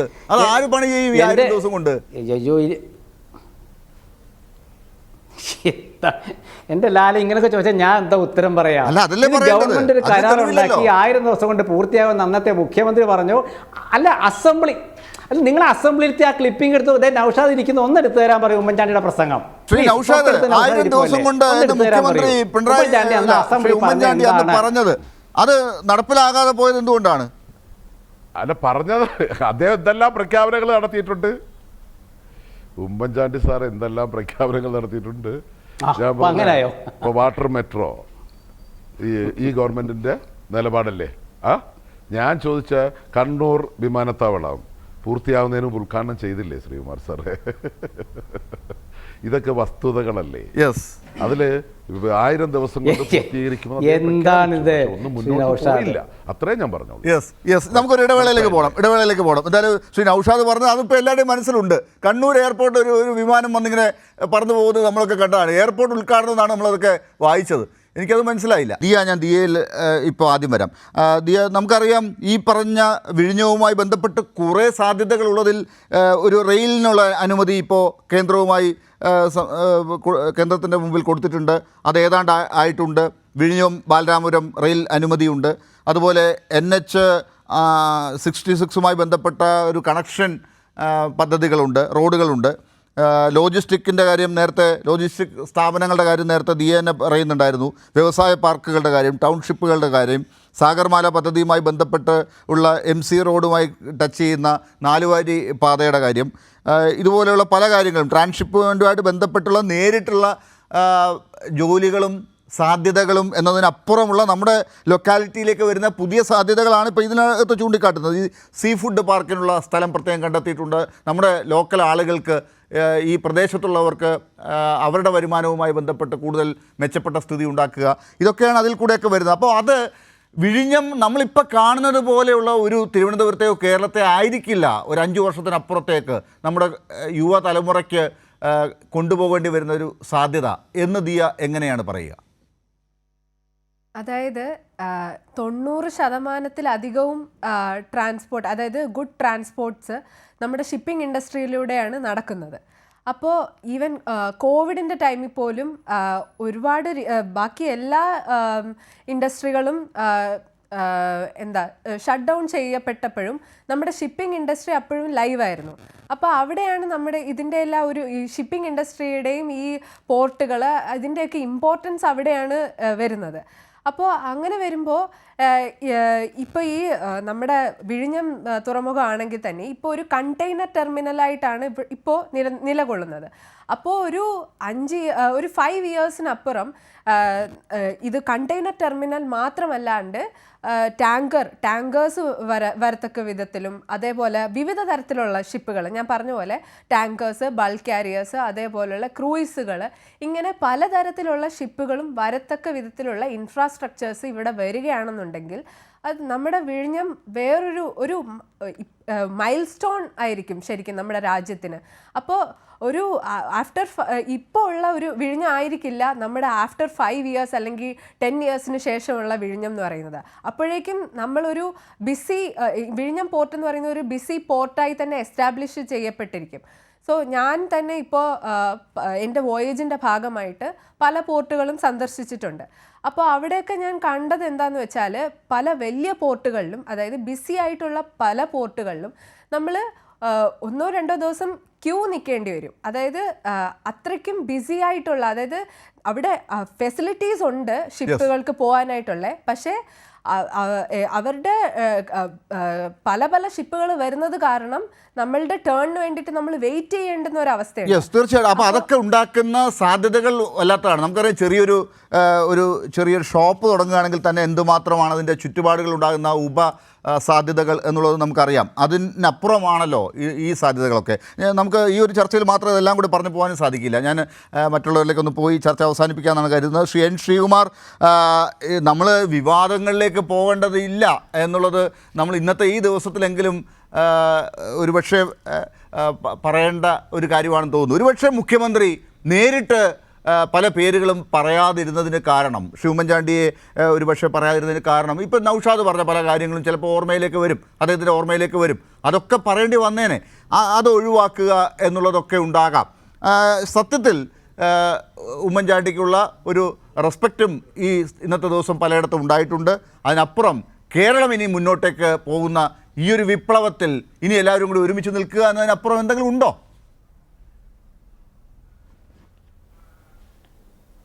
അല്ല, ഒരുമിച്ച് തന്നെ നിൽക്കണം. കാരണം ഇന്നിപ്പോൾ മുഖ്യമന്ത്രിക്ക് തോന്നാത്ത സ്പീക്കർക്ക് തോന്നി എന്നുള്ള നല്ല കാര്യം, അത് അവരുടെ രാഷ്ട്രീയത്തോടെ നിൽക്കട്ടെ. ഇവിടെ ഞാൻ പറയുന്നത്, ഇപ്പോൾ ഇന്ന് ശശി തരൂർ പങ്കെടുത്തില്ല. അദ്ദേഹം പറഞ്ഞൊരു കാരണം അവിടുത്തെ നഷ്ടപരിഹാരത്തെക്കുറിച്ചാണ്. അതുപോലെ തന്നെ എം വിൻസെൻ്റ് ആ യോഗത്തിൽ പങ്കെടുത്ത് ചില കാര്യങ്ങളൊക്കെ അവതരിപ്പിച്ചു. ഈ കരാർ നടപ്പാക്കുമ്പോൾ വരുമാനം നഷ്ടപ്പെട്ടവർക്ക് നഷ്ടപരിഹാരം കൊടുക്കാനായിട്ട് 12,000 പേർക്ക് നിസ്സാര പൈസ കൊടുത്തിട്ടുള്ളൂ. ഇപ്പോൾ കോടതിയിൽ എം വിൻസെന്റ് മുഖ്യമന്ത്രിയെയും മറ്റുള്ളവരെയും ഒക്കെ അഭിനന്ദിക്കുകയാണ് ചെയ്തത്. ആ കൂട്ടത്തിൽ പ്രതിപക്ഷ നേതാവിനെ കൂടെ വിളിച്ചിരുന്നുവെങ്കിൽ നന്നായിരുന്നു എന്ന് പറഞ്ഞു. അത് മാത്രമേ ഒരു കാര്യം പറഞ്ഞുള്ളൂ. ബാക്കിയെല്ലാം അദ്ദേഹം അഭിനന്ദിക്കുകയായിരുന്നു. നന്നായി എന്നാണ് പറഞ്ഞത്.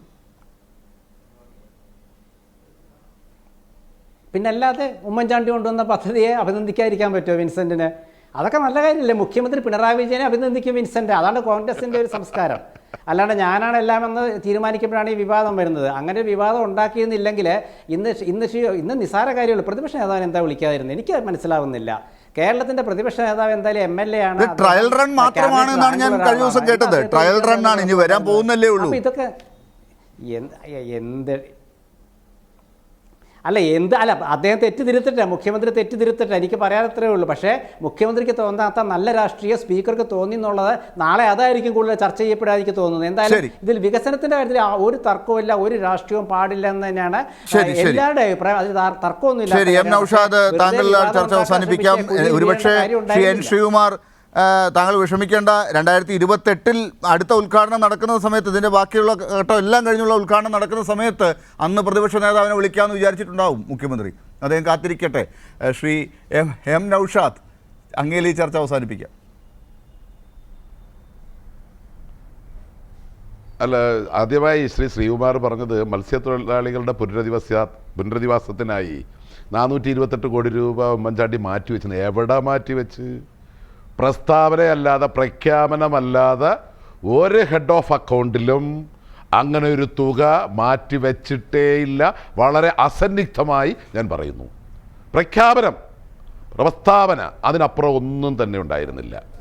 ഇപ്പോൾ ഏതായാലും വളരെ ദൃഢനിശ്ചയത്തോടുകൂടി നടത്തിയ നിരന്തരമായ ഇടപെടലുകളിൽ കൂടി പ്രതിസന്ധികളെയെല്ലാം അതിജീവിച്ച് കേരളത്തിൻ്റെ വികസനത്തിൻ്റെ വൻ കുതിപ്പിന് കാരണമാകുന്ന, കേരളത്തിലെ പതിറ്റാണ്ടുകളായിട്ടുള്ള, ഒരുപക്ഷെ നൂറ്റാണ്ടുകളായിട്ടുള്ള കേരളീയരുടെ ഏറ്റവും ഒരു ചിരകാല സ്വപ്നം യാഥാർത്ഥ്യമാക്കുന്നതിന് കേരള ഗവൺമെൻറ്റിന് കഴിഞ്ഞു.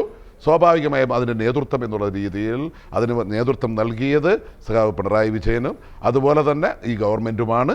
ഈ ഗവൺമെൻറ്റിൻ്റെ ഒരു പൊൻതൂവലാണ്, ഈ ഗവൺമെൻറ്റിന് ലഭിച്ചിട്ടുള്ളൊരു പൊൻതൂവൽ തന്നെയാണ് വിഴിഞ്ഞം തുറമുഖത്തിൻ്റെ ഈ ട്രയൽ റൺ. തീർച്ചയായും അത് കേരളത്തിന് ഗുണകരമാകും.